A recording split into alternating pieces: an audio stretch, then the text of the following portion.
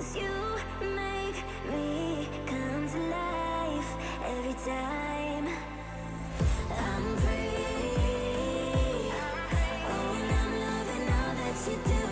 Can't you see that I'm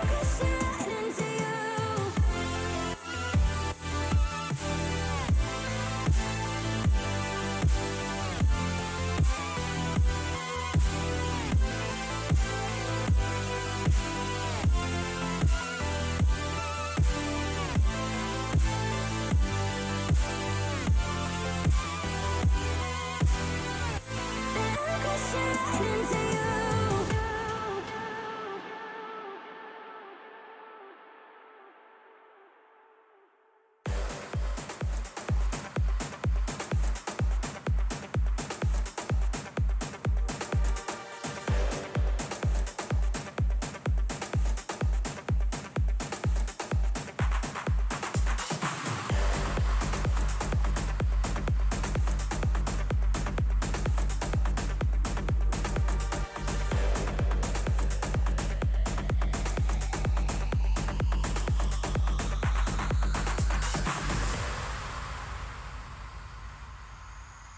Voices call inside your head.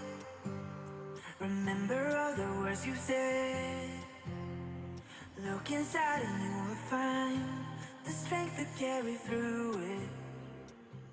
So I say never give up, never give in. I want you to do something right, do it to win. Indestructible, yeah, indestructible.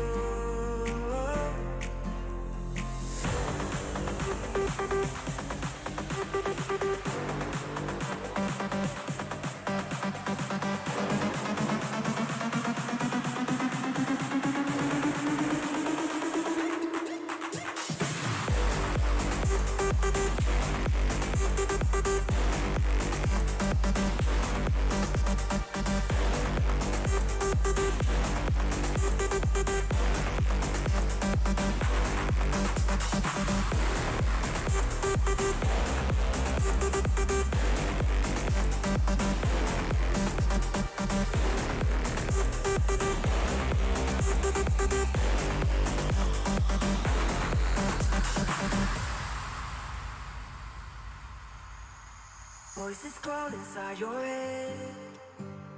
Remember all the words you said. Look inside and you will find the strength to carry through it. So I say never give up, never give in. I want you to do something right, do it to win. Indestructible, yeah, indestructible.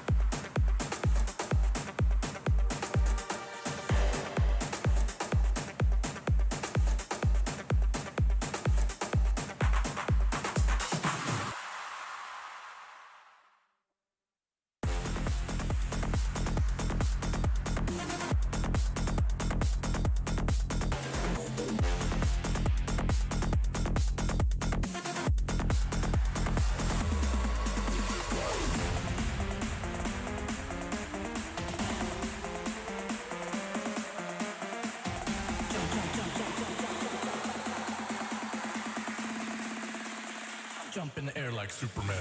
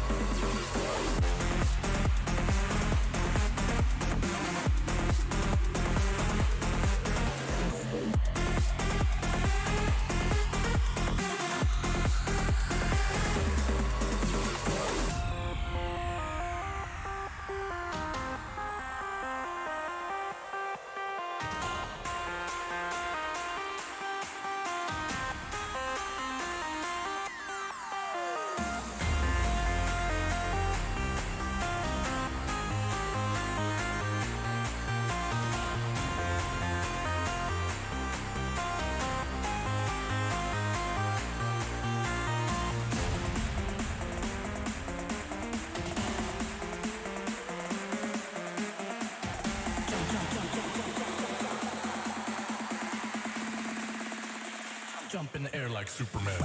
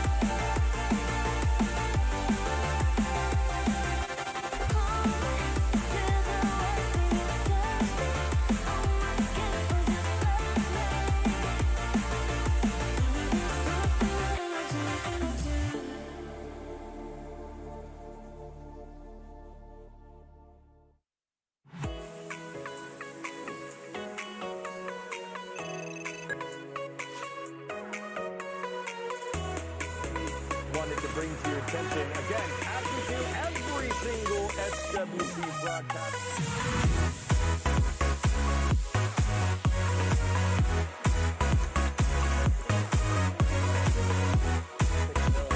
Camilla here. You want to see a soft Ciara getting hit by frog move. Look at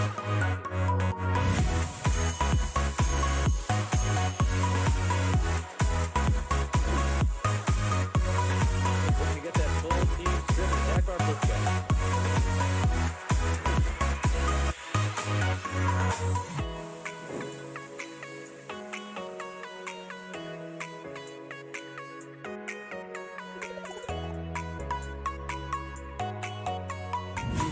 He did not pull the Chong Pong yet. I would have thought I would see Sierra first pick.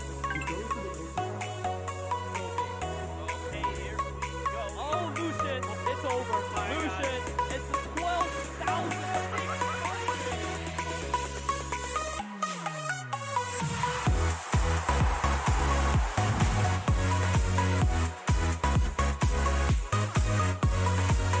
Mr. Chung is going to be this year's SWC champion.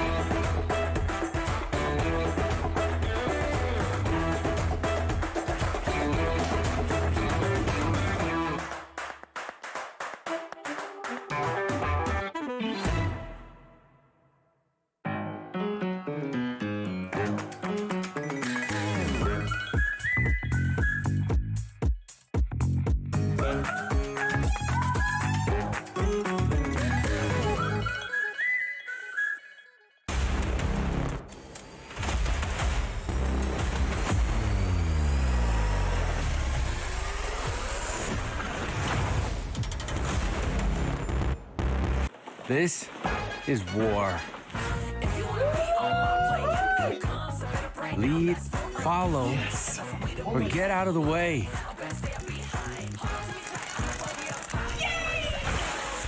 I'll show you who's boss.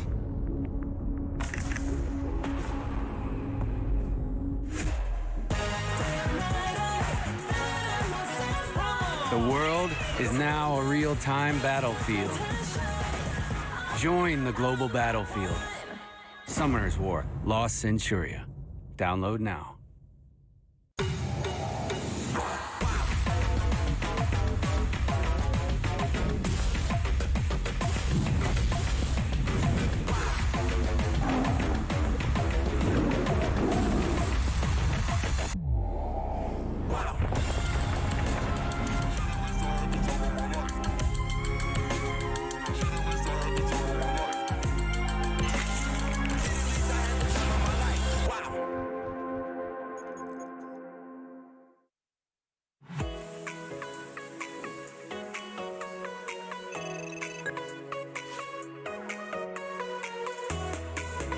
Wanted to bring to your attention again, as we do every single SWC broadcast.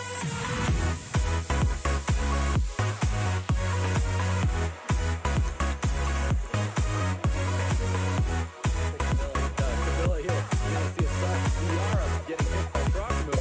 Look at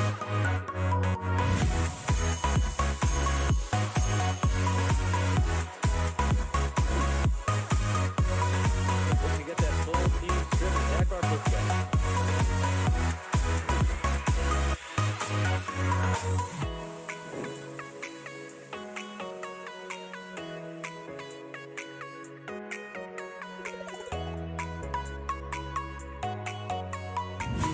He did not pull the Chong Pong yet. I would have thought I would see Sierra first pick. He goes to the Okay, here we go. Oh, Lucian, it's over. Lucian, it's 12,000.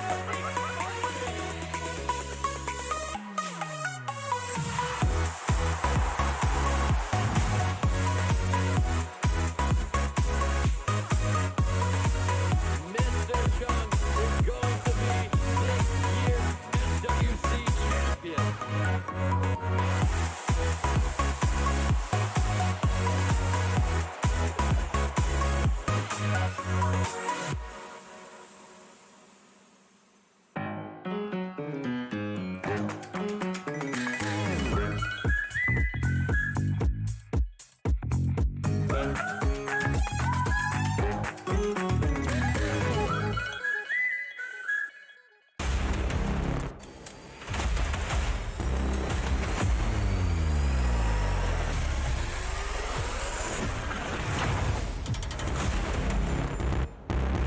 This is war. Lead, follow, or get out of the way.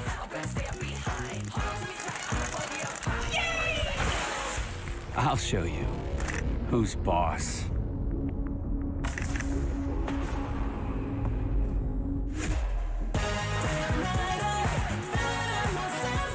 The world is now a real-time battlefield. Join the global battlefield. Summoner's War, Lost Centuria. Download now.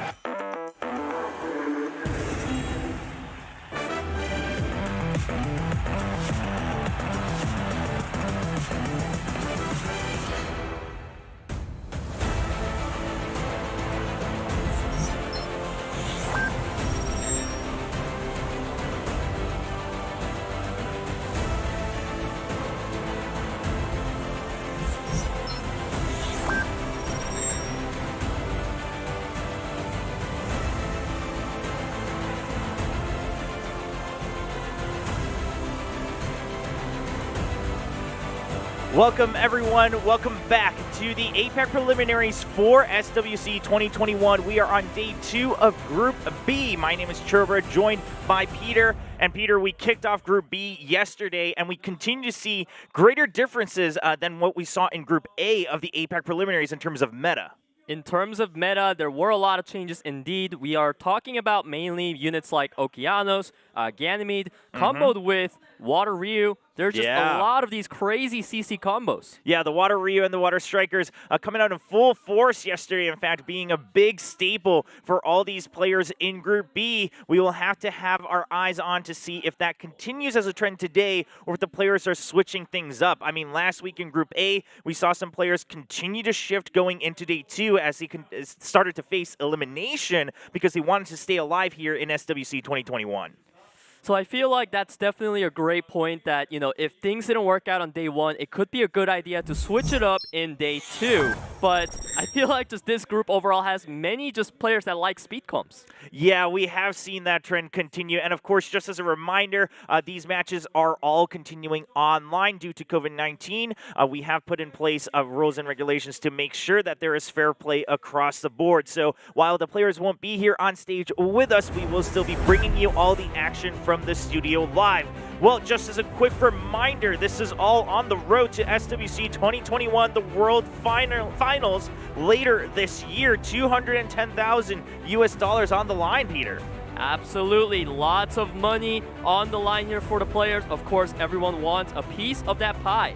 Yeah, you want to be able to get to the World Finals. You want to get a piece, and of course, ideally, you want to make it all the way, become the champion here for SWC. We are currently in the APAC preliminaries. We had Group A last week. Group B ends today, and then we will be bringing you 2 more groups later on in August. These are all double elimination, and of course, 2 players will be moving on from each group to the APAC Cup.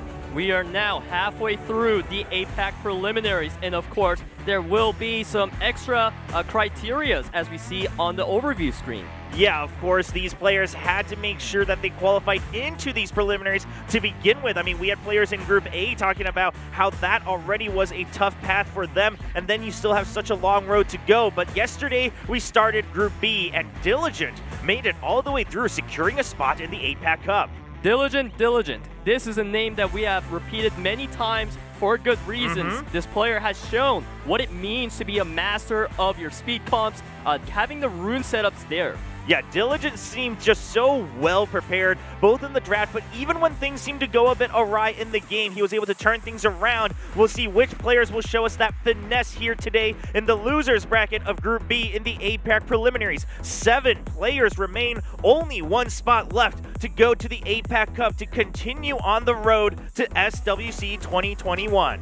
Yes, and we are starting off with the matchup between Silent Control and Icedcoyote, both players that have not had, the most greatest performance yesterday. Yeah. So they are definitely hoping to have some redemption today. A lot of these stats I'm seeing, there's a lot of repetition of Water Howl, Lulu being a frequent pick for everyone. Yeah, Lulu has just continued to show up time and time again, and I think obviously we saw that in Group A. I think a lot of people agree just in this current meta, Lulu and Friends is such a strong and crucial monster to have in your composition. Well, we're getting notice that the players are pretty much ready for the first match, so we won't be waiting that much longer, Peter. But as you mentioned, these two players had a tough quarterfinals yesterday as they kicked off the preliminaries. They need to get this win, obviously, to stay alive in the tournament, but to also just get their motivation back to move on in this tournament.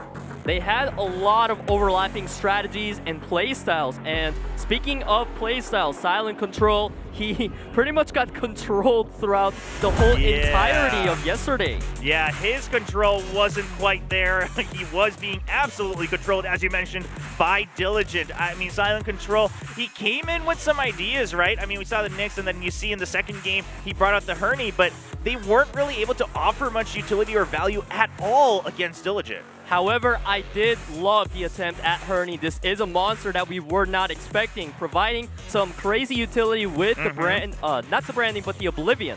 Yes, of course, that was specifically picked against the composition brought by Diligent in Game 2. Unfortunately, Silent Control lost 0-2. Now he goes up against Icedcoyote, who Icedcoyote did have an extra game, was able to get at least 1 win yesterday against Krom'z before falling down to the losers bracket.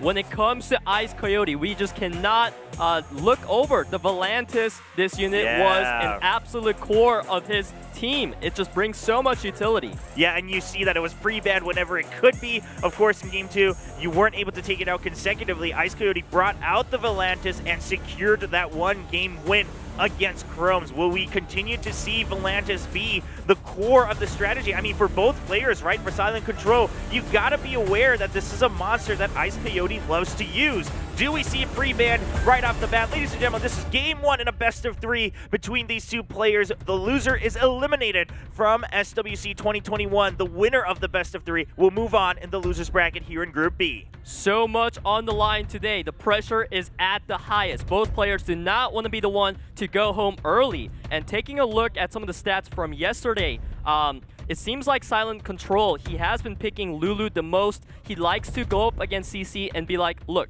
I'm going to take second turn and I'm going to use units like Fire Bison and have a comeback. Yeah, just looking for that comeback. As you see the pre-bans, no big surprise there. Volantis will be pre-banned out by Silent Control, trying to get that first win in this best of series. Icedcoyote will go ahead and take out that Ragdoll. I mean, Ragdoll continuing to boast a very, very good win rate whenever he is able to be picked throughout the APAC preliminaries here. Mo Long now making a return. Didn't seem too much yesterday. Addressing the Ragdoll pre-ban, this is the monster that's been pre-banned the most within Group A and Group B so far, a total of 15 times as we see the trade-offs. Pretty standard things that we saw yesterday. Yeah, the Okeanos continues to return, now going a little bit well above that 50% in terms of win rate. And then we're going to see the more return as well from Icedcoyote alongside the Ciara. Above 50% in win rate really stands out to me right now because that is just the work that Group B has put in, trying to, make Oki's image better.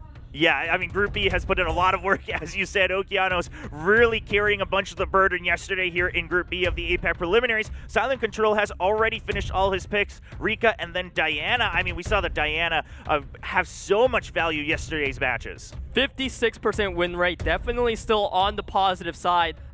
Very much of a thorn for the opponents as we see the lineups, and it seems like definitely Silent Control once again is playing for turn 2. He's using Rika and Fire Bison to get the control if his opponent fails to lock him down. So Icedcoyote brings in an Annabelle that can be a way to deal with the fire threats. Yeah, Annabelle going to be rounding things out. So we've got, a bit of a nice spread on both sides. Annabelle will be banned out, though, by Silent Control. And then the Diana being taken out by Icedcoyote. I love the bans from both players. Icedcoyote definitely felt like he had a reign on the fire units, but not Diana as well for Silent Control. Annabelle was indeed one of the biggest thorns for him. Here we go, rolling spike from Moore starting off the match. Chungpeng with the setup. Okay, so Moore starts with the strip, and then Chungpeng able to continue Rain of Stones, kicking things off right here in Game 1. Will get 2 additional stuns. Now, Xere has the bomb. She can successfully lock down the Fire Bison for 2 turns. Putting a bomb on the stun is absolutely powerful. Spear of Devastation. You want to be landing, and you do. Okay, so Okeanos looks like today continues to be your weekend as Moore puts out some more damage across the other team. A lot of things coming out from Icedcoyote in terms of debuffs. You look at Silent Control, he wants the Dragon's Dance but gets 0 stun. Wow, nothing working out for Silent Control. Meanwhile, Icedcoyote, a dream start here in the very first game of Day 2. Sierra Weekend is here again. She is landing bombs 1, 2, left and right. But you look at Rika, she did survive, but to not much use. Survives for just a bit. Oh, okay. Now The that Bison. has use. Wow, okay, the Bison, we thought it was over, but comes back. Oh. Does get the Psycho Crusher off. It happened. But nothing really happened on the other side. Is it just me, Chobra, or is man. Bison supposed to stun on skill 3? Yeah, I think he was supposed to be a bit more useful there with that skill 3. Not much coming through.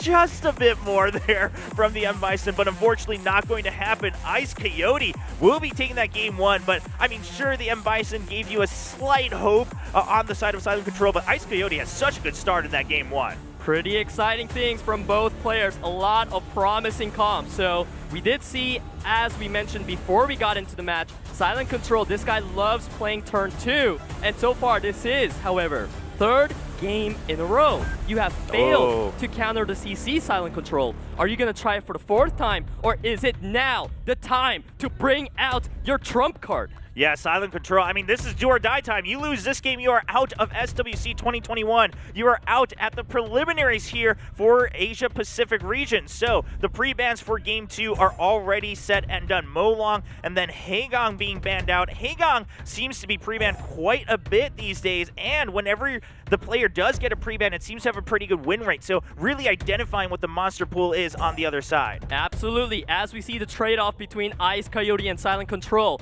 Icedcoyote opting once again for a bit of a CC within the Chungpeng Sierra Oki. Silent Control has the 2nd turn again. Okay, going with M Bison again and the Lululemon friends. I mean, again, the monsters themselves aren't necessarily a problem. It's just Silent Control hasn't seemed to be able to make things work. Okay, we're seeing something different now. The Ragdoll and then the Juno now coming out for Silent Control. 2 very powerful picks, especially when you're trying to play for the 2nd turn. We see Ragdoll's win rate, of course. It's just going to be supporting why Ragdoll is such a feared monster. And right now, it seems like Coyote is bringing in the Ganyu, which is going to confirm his playstyle. It is going to be all in towards the CC. Silent Control, last pick. There are a lot of options that can be anti-CC. He probably doesn't have Ungyoki, which would be the best anti-CC. I want Ungyoki back, okay? We had so much fun with that monster in Group A, but it is just going to be that Diana. I mean, on the side of Icedcoyote, why change something when you're in the lead, right? For sure, Icedcoyote definitely feeling good, but Silent Control definitely has a much comfortable draft now with Diana and Juno. Those 2 units are known for popping off, especially when they are needed. So this is going to be a very entertaining match. This is match point for Icedcoyote. Yep, Icedcoyote already up 1-0. Not a lot of strips. That's definitely what Silent Control wants. Yeah, Silent Control sitting a bit happier as he kicks off Game 2, trying to make it back in this best of 3 to stay alive. Very, very happy, because if you look at Icedcoyote's team, Sierra is the main carry of the team, right? And if Diana gets a couple pew-pews off, that could be a dead Sierra. Yeah, just need a couple of those wins. I mean, Diana ever just needs 1 or 2 turns to really be able to pop off. Yep. Xere not going for the bomb Okay. here. He knows that he can't even kill Juno anyway, so he is saving it for the Diana, but Diana's just protected by a 2-turn immunity. All right, so far just kind of bouncing back and forth. Silent Control still pretty happy about this, though. Silent Control, very happy indeed, as we see Fran getting some turns, but it does not matter too much because Fire Bison's here with a bit of a poke, a little bit of a punch to your face, as Diana says, now welcome to the real pain. It is time for the pew pew. Let's see the damage. 3,000 is there, and of course she's going to be grabbing another turn for herself, looking for another pew pew. Yep, just going for another hit. Not going to be able to continue it forever this time. The bomb now coming out for Diana, trying to keep that unicorn locked down. Trying to keep it locked down, but at what cost? It pretty much cost her her whole HP before she got that bomb off. Right now, Icedcoyote really trying his hardest to get some rotations on Xere. Oh, and gets it. Another bomb onto Diana, just trying to wipe out that monster from the enemy side. So one down, but still many more that Icedcoyote has to go through. Huge turnaround from Icedcoyote, making proper use of Xere surviving with that little bit of HP. Now we see the Bison going for the Psycho Crusher. Yeah, gets some damage and does get the stun onto the Gotta Xere go. as well.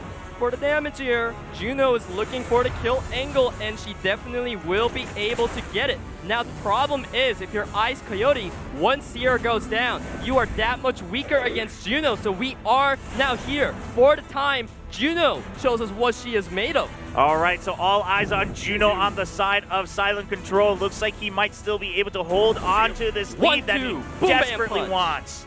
Desperately wants to be getting those punches, the damages. I just love the Fire Bison. He just like, you, take a seat, buddy. I love I'm it. moving first. I love to see it. You love to see it. The M Bison really just shutting things down, and it just goes with the character as well, as we see Juno with another turn trying to burn down the Fran. The Fran is almost dead, and of course Lulu is there, gonna go down as well, but it does not matter. Just look at Silent Control. He has an absolute control over the match right now with the double fire, but the armor break is actually a bit scary. Juno, you gotta be moving. Ventilate coming out, but she does move before the Chong Pong, and look at the punch. Sit down, buddy. Okay, Silent Control does bring it back in this game too, off the back of that M Bison you mentioned, and the Juno coming in clutch there a couple times throughout that game number 2. Silent Control ties it up, stays alive in Group B of the APAC preliminaries. Now that's what I want to see from Silent Control. If he wants the second turns, he's got to bring in very powerful bruisers like Juno, Diana. These monsters, they definitely pop off in the late game. Please, let's see it again. Yeah, just making sure that you survive to that point and that you're able to regain control of that game. We'll see if he can make it happen again. This is now match point for both players. It is a best of 3. One game to determine who moves on in the losers bracket in Group B here in the APAC preliminaries and who will be eliminated from SWC 2021. Volantis returns as a pre-man, and then Ragdoll as well. We got to mention Volantis was open that last game, and Icedcoyote didn't feel the need to have to bring it out. Fran was definitely the option for Icedcoyote instead of Volantis. Just as you mentioned, Chobra, Fran definitely did bring a lot of utilities in keeping Xere alive, but there was just so much fire on the side of Silent Control. We are seeing a repeat between the players. They are both claiming that they are right. I am not in the wrong. My strategy will beat you. A little stubborn from both sides. We'll see who gets to take the win. I mean, Silent Control, we should mention that in Game 2 also went for the postman against Okeanos, of course, fearing that monster and what it can do simply with the Rain of Stones, and then on top of that, the spear if it lands. So we're seeing a Leo this time. Leo is definitely a strong pick into these type of speedy combos, but we see the last pick being considered by Silent Control, and the win rate though on Moore. Yeah, I believe this might be actually the pick rate coming in for these two, as we don't have the actual wins listed, but Good combined. catch. Yeah, combined these two. The Water Rio and, of course, the Moore, the Water Striker, being kind of irreplaceable, rather, or replaceable for each other. So being picked quite often. I think a lot of that is also just in Group B. We didn't see it too often in Group A of the APAC preliminaries. Moore is definitely proving to be a popular option here in Group B. And Xere is going to be another threat for Icedcoyote now. It is a good pick, but we saw it falter against Juno and Fire Bison. So at this point, Icedcoyote definitely has a lot of units that he doesn't like to see in Leo, Juno, Bison. The question is, can he overcome that? Yeah, so just gonna go for the ban on the Leo. And Peter, listening to what you said about these comps, you have to wonder, did Silent Control put the Leo there just to draw out the ban, make sure he can have the rest of his comp continue? Here in Game 3, we'll find out, one game away from moving on for both of these players in Group B of the APAC preliminaries. That is a very popular strategy that you mentioned, Chobra. Leo for the ban. As we get in, Icedcoyote looking for the Rain of Stones, lands some good stuns. Ganny grabbing some more control here potentially, or setting up his team with the Ventilate. He chooses the control, and you just look at the attack bars. Wow, just absolutely dominating the beginning of this game here from Icedcoyote. Mo Long just goes for the absolute nuke onto Chung Peng, though. Chung Peng just a sliver of health away from death. Juno is going to be there to get the job done. Already sitting on a 4v3. Okeanos has the Rain of Stone set up ready to go. Dragon's Dance will not get much done with the glancing. Of course, Moore is here for good damage, 6,000. Juno going for some pokes. Okay, Rain of Stones comes back out yet again and gets stuns across the board against Silent Control. Ding, ding, ding. He stunned both waters. This Okeanos is definitely doing his job, but Juno is there to be pesky with her skill once. And of course, the Bison, he's here. I got a skill one too. He is going to survive for just a bit longer. We're going to get the AoE from Moore to finish the job against him, though. What is very concerning to me is Moore from the get-go. He just had too much of a presence. I wonder if Silent Control will be able to deal with him, as Ganny buying more time for Moore right now, setting up the stage for his solo. The armor break is going to connect from Mo Long. Yeah, Mo Long still providing some good value. As you mentioned, Moore kind of the highlight now for Icedcoyote. Can he do the job as Okeanos does get eliminated? You see, Silent Control, he is so scared of Moore. He is just not touching it, staying clear away from that unit. But I feel like the more time goes on, the more dangerous Moore becomes. So he needs to start putting some emphasis on keeping him locked down. Yeah, as you mentioned, he's still avoiding it. Obviously, Moore, you can't just touch him willy-nilly and then just get absolutely countered and cut in. But right now, Silent Control, he has to burn down the enemy fast. He's finally going to get the job done. Now it's a 3v1. Moore, can you do it? But the Despair Stun from Juno is going to be an absolute tragedy if you're a fan of Moore. Now, with the passive down, this is a chance for Silent Control to get some damage done. We see that he is one turn away now from the passive. Oh. He gets it up. Okay, now Juno going for... Oh my god, the multi-hits going through the passive and the stuns. Wow, what a good call from Silent Control. I mean, you mentioned it. The concern is, do you have an answer for this Moore? You're working around it for now, but as the game goes on, the more you have to face him at some point. Silent Control says, I know exactly what I'm doing at the end of the game. Takes down the Moore and takes the victory in a comeback win, 2-1 against Icedcoyote to move on in Group B of the APAC preliminaries. I love how Silent Control adjusted his draft in round 3. He saw that Juno was a huge pick for him in round 2, and of course it paid off for him again. Yeah, I mean, that draft, as you mentioned, played off very, very well. Let's see how the whole match played out in some of these highlights, Peter. This is Game 1. Game 1, where Rika was the option for Silent Control to try to get that turn 2 control, but he could not get it. It was just so devastating to watch all the AoEs coming out of Icedcoyote. Yeah, Icedcoyote started off so strong in Game 1, and this is kind of what we focused on, right? He said Icedcoyote just came in prepared, and then Silent Control now comes in with the answer, the Juno, and then the M. Bison as well. The Juno and M. Bison was there. Even though Diana went down, they were like, do not worry, buddy. We still are standing strong. I got my Psycho Crusher, and it was just too much for the double win to deal with. Yeah, and then going into Game 3 is able to retain the same exact comp for Silent Control, and he makes it work. Here we see a lot of the Okeanos grabbing the stuns early on, but of course Juno, she just keeps cleansing it, getting her skill ones done, and it was just too much for the Oki to handle. Yeah, I love how Silent Control changed things up in that Game 3, of course, putting the Leo in to take that ban for him, but then also just leaving the Okeanos this time, getting rid of that Xere, not wanting to deal with the risk of having her alive in the game. and that means it is going to be Silent Control taking the 2-1 victory. He will be moving on in the losers bracket. He will be facing Xere later in the day as we continue the losers bracket, of course. And that means Icedcoyote, unfortunately, your run here at SWC 2021 is over, but we really had fun watching some of his games and hope to see him again in the future. Definitely want to see him again. Next year, though, I hope that he will put more damage on his more because I saw him critting on the armor break, and it did 6,000. Yeah, wasn't able to provide as much damage and power as you would want. I mean, especially given how that match was going to play out. So maybe some changes. I mean, listen, he came in strong. He still got a win on day one as well. Didn't go down too easy, but he is eliminated now. That does mean Silent Control still stays alive, still has another chance to try to make it to the APAC Cup as we continue our journey to SWC 2021. Now we have another match coming up here in round one. It is going to be another two players who got knocked down in the quarterfinals yesterday.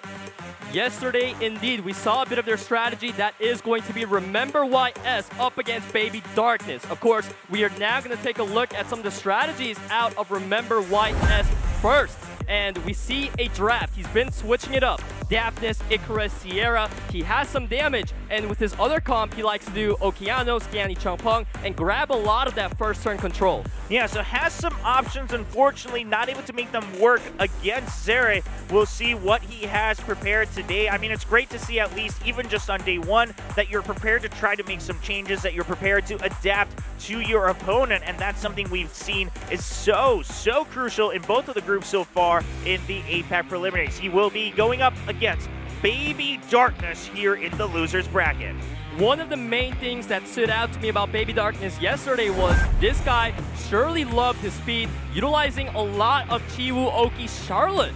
Yeah, the Charlotte would seem to be a staple for BabyDarkness, continuing to pick it in both of his games. Not a monster we had seen from any other players prior to Group B here in the APAC preliminaries. And of course, Tyron was there as well. Tyron and Charlotte are both units that have great AoE skills, can bring a lot of control for the side of BabyDarkness. And of course, Charlotte also has a bit of an attack bar boost, so she can be a great enabler. All right, well, BabyDarkness, will you stick with this same ideas? I mean, in game one, maybe it's worth trying it again, see how it goes, but that means if you lose, you're only one game away from being eliminated. A lot on the line for both of these players as they fight to stay alive in the APAC preliminaries here for SWC 2021. Ladies and gentlemen, this is the Group B losers bracket. A best of three between these two players begins now with game number one. Honestly, I wouldn't be too surprised to see a Xere ban from BabyDarkness, but no, he goes for the Changpeng right away instead. And YS, he knows how devastating the Asthma can be, instantly pre-bans it. Okay, so we're seeing Asthma and Changpeng, not a combo of pre-bans we're used to, but definitely monsters we've seen in that slot before. BabyDarkness will have that first pick. What is he gonna go for? Go for something a bit more staple. It's still only game one. It's going to be the Water Ryu. Water Ryu, I am very happy to see him back instead of more because I love how his skill 2 sounds. It's Tatsumaki Senpu Kyaku, and if I see this guy pop off, I am gonna scream that. I would love to hear it. I would love to hear it. So Water Ryu comes in for BabyDarkness. On the other side, Cardinal and Lulu and friends. Nothing too crazy. Gianna and Ganymede now being followed up for BabyDarkness. So we are seeing definitely a switch up from YS. This is not a strategy that we are accustomed to from YS. He is playing for the turn 2 so far.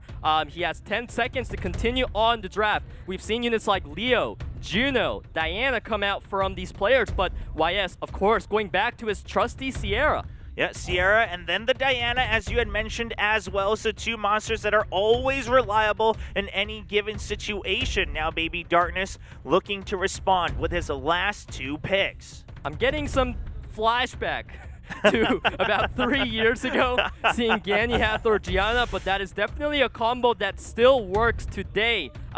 Savannah gonna be the extra damage on top of all the control for BabyDarkness. And if you are YS at this point, I have a feeling he definitely doesn't feel safe letting Gany Hathor through together, so I wouldn't be too surprised to see a ban on one of them. Yeah, gotta be able to at least break apart the combo. We'll see if that happens in the post-ban. Leo, the consideration here for the last pick. It's actually gonna be swapped out for the Juno, so Juno does return here even in the second match of the day. I like Juno a lot more because Leo was there to be like, hey, if you want to ban it, go ahead. But Juno is here as an absolute threat to all these wind monsters on the side of BabyDarkness. And because YS, he was all inning on his Juno, he was like, you know what? I can handle the Ganny Hathor, which is why he banned the bomb. But when Juno's gone... Oh, yeah, the Juno ban coming out from BabyDarkness. We'll see. I mean, YS seems to have taken a bit of a risk here in the post-bans. This is game 1 between these two players. The Tatsumaki grabbed some strips,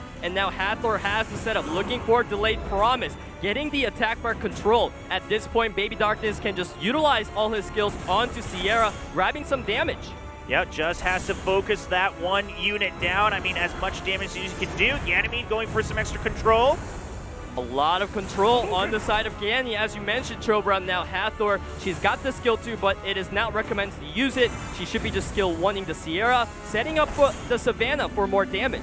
Yep, so always just ticking down against this Xere. And Xere, of course, the cooldowns all gone as well. Cooldowns are not there, so the bomb shall not come out. BabyDarkness looking real comfy right now with this endless delayed promise combo. Poor Xere all alone. You have 3 monsters around you, but they're all asleep. And Xere will finally be eliminated. BabyDarkness starting out smooth in this game 1. I like taking things one by one slowly is what BabyDarkness is saying. He wakes up the Lulu. He wants to be controlling her down. As we see, this could be finally a window of opportunity for YS. But of course, Savannah with the gigantic roar, gonna utilize it now. Try to get some attack bar pushback. Yeah, so BabyDarkness still not letting up any of this control. Oh! Wow, the Ganymede gets another turn and his skills are off of cooldown. This was the window of opportunity, but YS is sitting there now. When am I gonna move? Oh my goodness, BabyDarkness, everything falling in place here in game 1. Yeah, Savannah didn't have enough damage, but of course with the attack speed slow there, BabyDarkness is gonna keep running circles around YS and Cardinal. Poor Cardinal, man. He gets a turn. All he can do is throw one weak punch. Yeah, I mean, so far that's all YS has been able to do. Remember, YS got 1 turn with the Xere. All he could do was that skill 1, and the same with Cardinal all this time. Oh my goodness. So the Oh wow, okay. Okay, I mean, this is Diana. I was questioning the choice there, but now we see Diana coming out, going for some of the pew-pew, insane damage on that skill too. But that's it. Okay, all right. We got excited for a brief second, okay? We thought maybe we see the train kick off here for Diana, but it's not going to happen, and she just gets nuked down to oblivion right after. This is one of those situations where you're actually happy that your Savannah got dismounted because she's doing extra damage and you can utilize that to the fullest. Cardinal definitely not able to do anything at this point. He can go for the punch, but for what? Yeah, not able to do anything. I mean, even if you had some more damage popping off, you still had so many more monsters to go through. And BabyDarkness, I mean, takes a pretty strong victory here in game 1 in this best of 3 in the losers bracket of Group B in the APAC preliminaries. Ganny Hathor, man, this is history at its finest. He has shown why this combo has been historically utilized at the highest ranks. He's had a firm control from start to finish, sleeping left and right. Yeah, I mean, we saw RememberYS took a bit of a risk, right? Picked that Juno and then just banned out the Gianna instead. Seems to have come back to bite him just a little bit. What will we see different in game number 2? BabyDarkness on match point. RememberYS has to win this game to just stay alive here in the APAC preliminaries. BabyDarkness 1 win away from moving on in the losers bracket. The pre-bans are just about to come out, and Chiwu coming out from RememberYS, and then the Water Ryu being banned out by BabyDarkness. A lot of switch-ups from both YS and BabyDarkness today.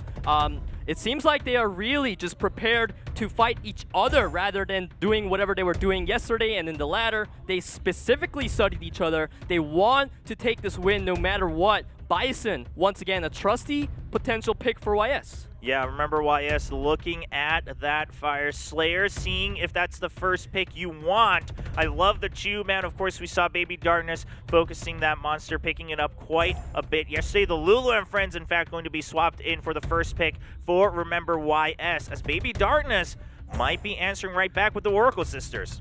YS putting heavy emphasis on a turn 2 play. As we see once again, Xere Gianna see some of that win rate, 64% Gianna just living up to her reputation.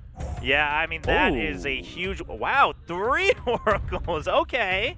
You And got then the Ganymede. 2, and you know that's good, so why not add a third one? Praha! I mean, hey, listen, the math checks out, right? Absolutely. YS now, he's got to find a way to deal with the sisters within these oracles. Juno, potentially an answer. Diana, also a great answer. YS really wants to make sure that he does not let the bombers get bombs uncontested. Yeah, okay, so Juno and Diana will be the last picks for RememberYS. BabyDarkness, is he going to go for that Hathor again? There we go. So the Ganny Hathor with the Gianna all comes back. The Xere and Praha as well. So I feel like if Juno gets banned out again, it could be a repeat of what happened last time with Ganny Hathor, and I'm sure YS is aware of it as well. So do you just take out the combo completely, or do you take out the enabler? He says, that was too much toxicity last game. I want none of that. Yeah, I'd love to see that change. Hathor going to be banned out, so all 3 Oracle Sisters on the side of BabyDarkness will be getting through. Now we'll see how that pans out. Gianna going to start things off as she usually does. She usually does get the first turn indeed. Juno with a bit of a revenge of her own, looking for the stuns, did not get any. Ganny has a clean field for the Seal Magic, grabbing some attack bar control, getting every single unit. Yeah, just great start for BabyDarkness again, getting all the control you wanted and just not letting it up. When do the bombs stop? Oh, Fate of my destruction goodness. left and right. They are here to stick for days. Yeah, this Diana not going to be able to do much. Looks like our eyes have to be set on Juno for RememberYS. The Gianna is on a very high crit rate. You saw her grabbing these turns. All oracles sitting on a proper amount of crit rate, cycling through the attack bar, and boom! Oh my goodness, Diana just eliminated Lulu, stunned Another down one. once again, and another bomb. The continuous damage on Lulu and friends as well. This is all just going wrong for RememberYS. Everything is looking grim. my God. Just as you said, Chopra, it is going to be Juno versus the world. Can she do it against the sister of Bombers? I don't know. It's 1 Oracle versus 3. If my math is correct, that doesn't sound very good, Peter. I mean, I know Juno can make some miracles happen, but right now, Cardinal's pretty much out of the game again. Yeah, I almost feel like I need to report this situation right now. 3 sisters bullying 1 sister. Excuse me. That we do not allow in 2021. Yeah, this is not looking so good for RememberYS. I mean, he's hanging on for dear life. This is your one last chance to stay alive at the APAC preliminaries, but the bombs just won't stop. Oh, Juno. Okay. She tried to make it stop, but she couldn't get the stun nor the kill. And of course, Sierra is here to say, sit down, Juno. Oh my goodness. Yeah, I mean, Juno trying to escape from the bombs, but Sierra comes back and says, well, I don't have to give you a chance. I will just make sure they go off. Boom, there's the win for BabyDarkness as he takes the match 2-0.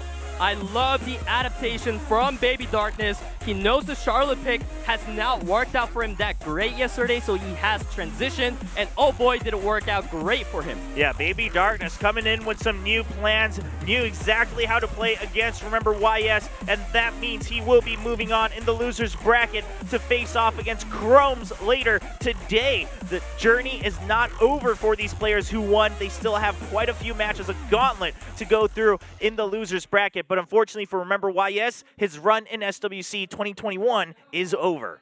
It is over for YS, so now we are going to have to, take a look at the remaining players now. So the question would be, BabyDarkness, he used a lot of Ganny Hathor within the matchup against YS. So if you're Krom'z, you have to be thinking and get ready for that. Some of the old school counters to Ganny Hathor has been, of course, Juno that we've seen out of YS. There's picks like Amelia, which, if there's no Bulwark threat, can be really hard to deal with. Okay, so some extra considerations now, bringing back some of the older metas for BabyDarkness, and Krom'z now has to start to play a little bit of a mind game. So we'll see how that goes. Of course, let's take a quick look at the replays, though, as BabyDarkness took this match 2-0 against RememberYS. So this was all Ganny Hathor right here, and the units, Savannah and Waterview, were just there as damage slaves. As you see, just so much turns being taken by Darkness, utilizing the CC, and that was GG for YS. Yeah, that first game was pretty straightforward, and the second game, I mean, BabyDarkness starts off strong again, just locking down the Diana. bombs for days. You get a bomb, and we all get a bomb. Juno tried to have a comeback, but it was just too late.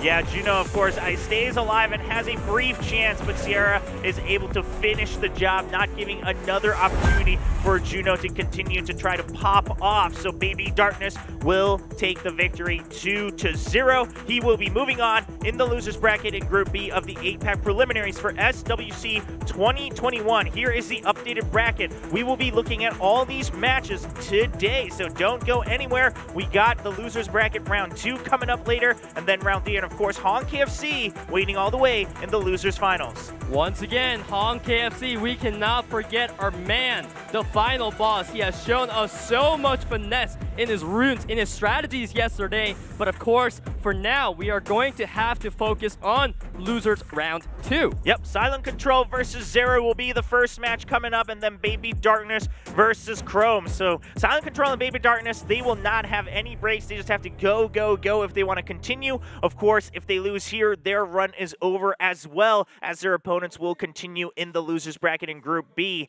of the APAC preliminaries. But we started off yesterday, we were wondering, are we just going to see the same combos over and over again? I feel like the ideas are maybe similar, but we're seeing some slight micro adaptations, Peter. Definitely some micro adaptations, just as you said, Chobra. Yesterday, it really just seemed like everything was on the shoulders of Okeanos, but today, of course, Gani Hathor coming out. I expect to see more adaptations even from future players. Yeah, well, we'll see if they're able to continue changing things up. Ladies and gentlemen, we'll take a quick break. When we come back, the losers bracket continues in Group B.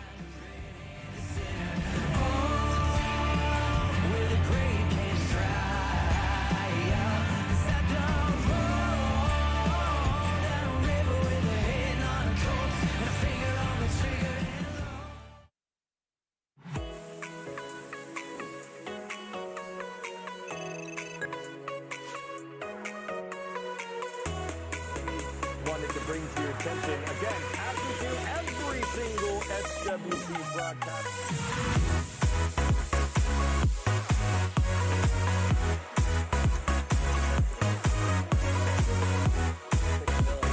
Camilla here. You want to see a soft Ciara getting hit by Frogmoon. Look at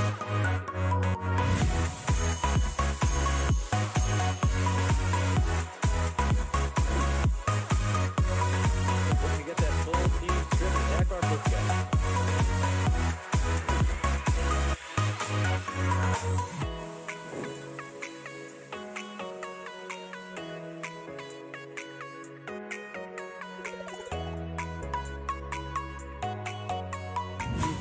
He did not pull the Champagne yet. I would have thought I would see Sierra first pick. He goes to the Okay, here we go. Oh, Lucian, it's over. Lucian, it's the 12,000.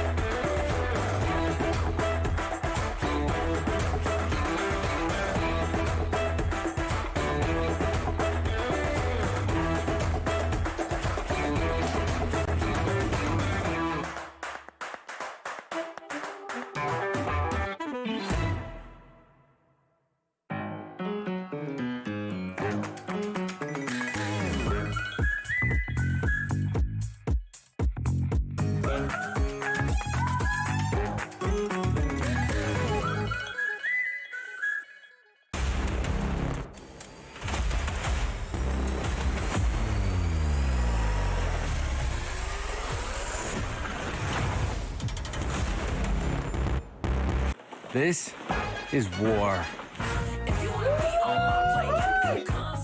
Lead, follow, or get out of the way.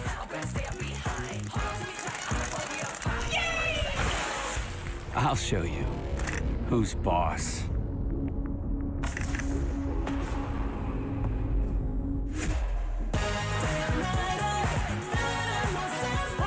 The world is now a real-time battlefield. Join the global battlefield. Summoner's War, Lost Centuria. Download now.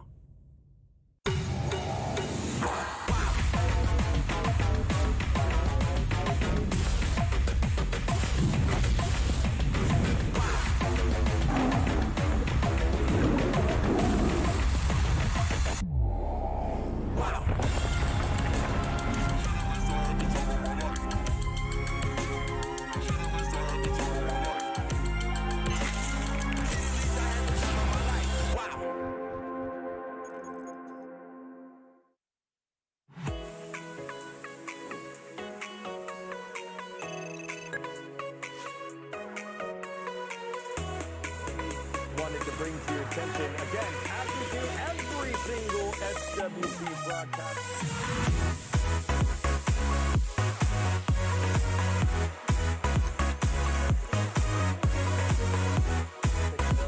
Camilla here. You don't see a soft Ciara getting hit by Krom'z.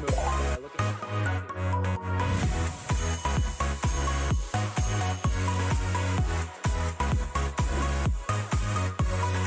Looking to get that full team strip and back our first guy.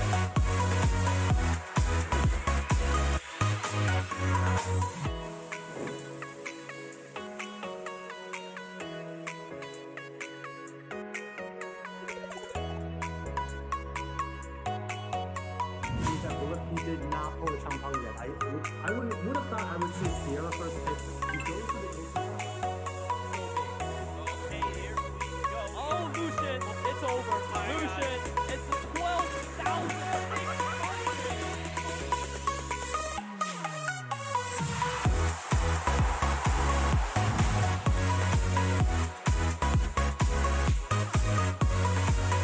Mr. Chung is going to be this year's SWC champion.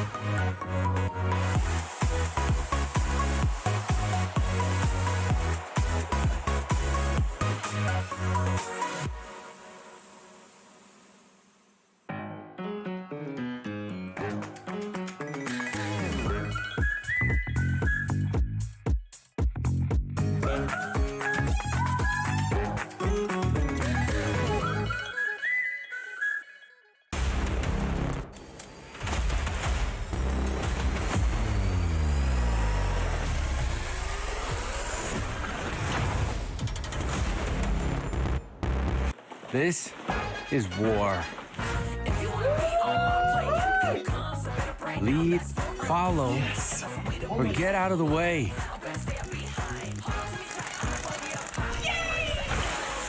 I'll show you who's boss.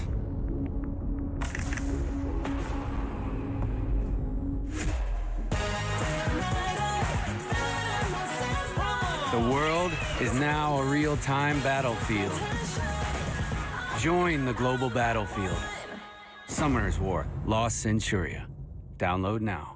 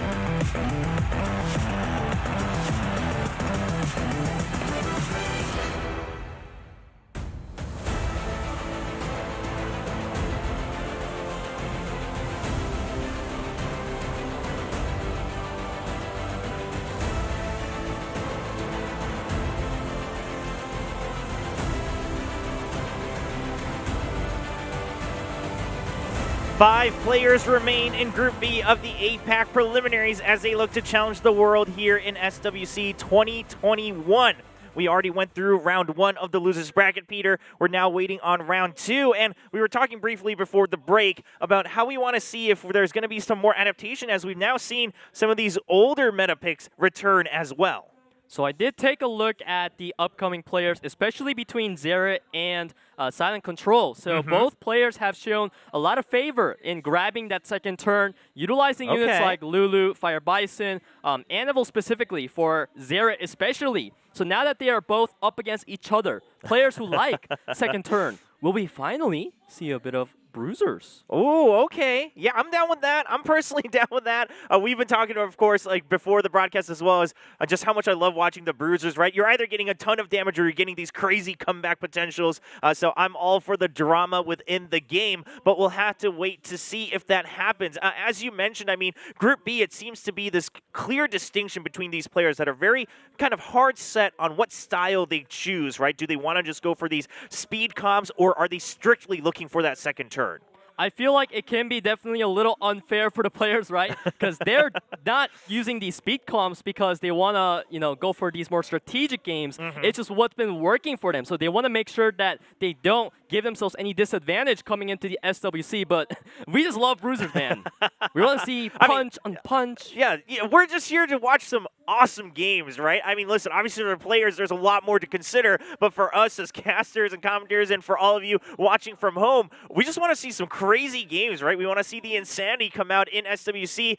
We've already seen a little bit of it. I mean, in Group B yesterday, I think the winners finals showed us just how much thinking was going through for both Diligent and Han KFC. Last week in Group A, we definitely had the Animushas and the Panda Warriors just really popping off. So I still have my hopes here for the remainder of Group B. Of course, only one slot remaining to go to the APAC Cup. So as we have the players getting ready, I mean, Silent Control versus Xere, you already talked about the comps a little bit. Let's talk a bit further about Silent Control. He just came off of a win. I mean, do you expect him to do anything different coming into this best of 3?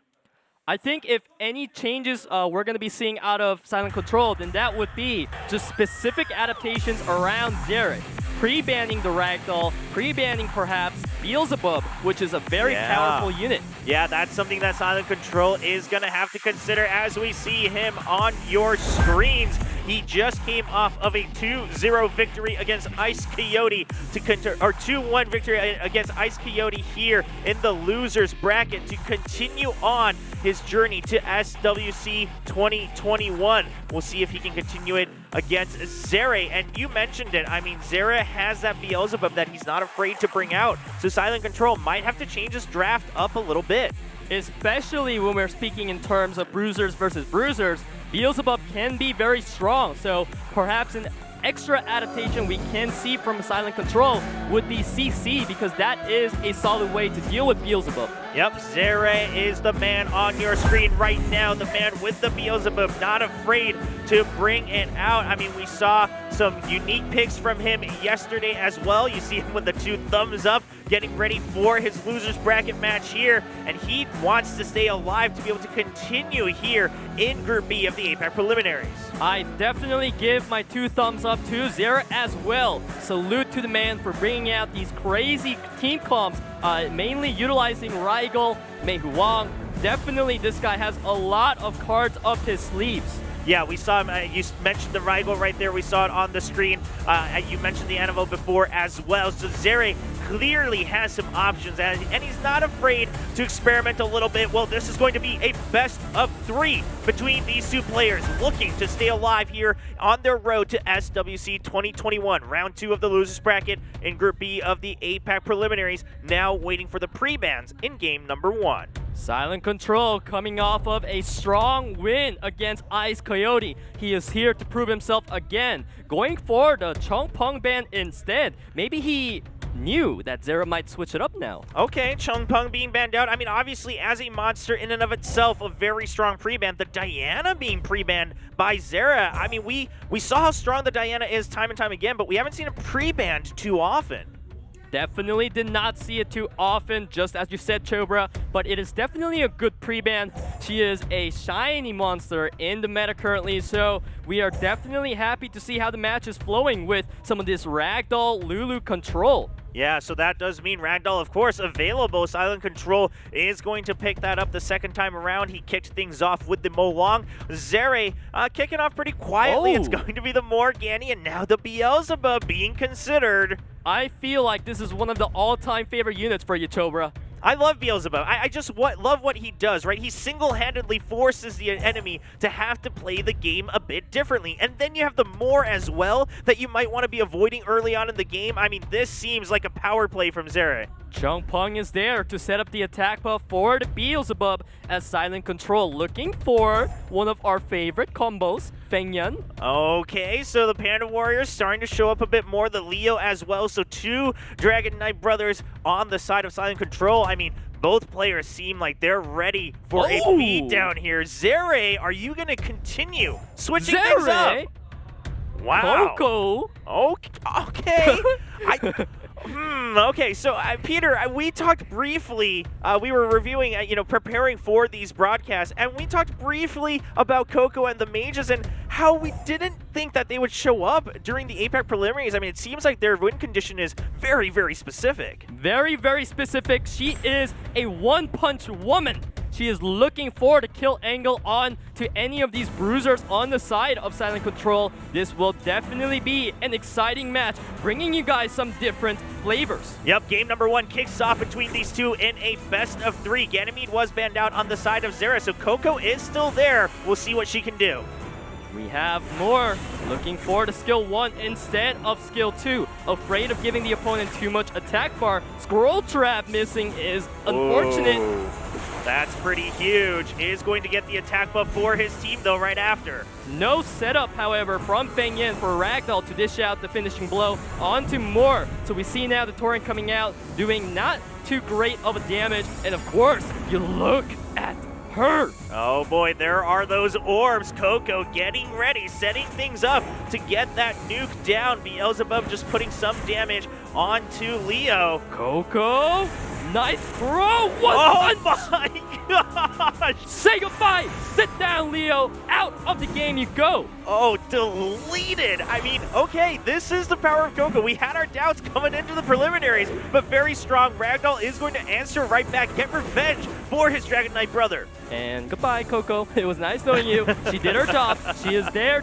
to just do one nuke and be gone. But of course, Beelzebub is here. Every time he gets a kill, he will res a teammate. So we may see more of Coco. What is that damage? Oh my gosh, so much damage coming out of this Beelzebub. Lulu, of course, is going to be able to heal it back up. But as you mentioned, Beelzebub just looking for those kills, trying to bring the Coco back. We want to see more Coco for sure. We are with you on that, Xere. Right now, Silent Control looking for the kill on Beelzebub while his skill 2 is down. That is a crucial way to play around this Dark Demon. Lulu, look at her, grabbing so much sustain and cleanse. I mean, this is the power of Lulu and friends. It's why she's picked so much. It's why she has an amazing win rate. The Scroll Trap does come out against Ragdoll. Joga now providing a bit more value for his team.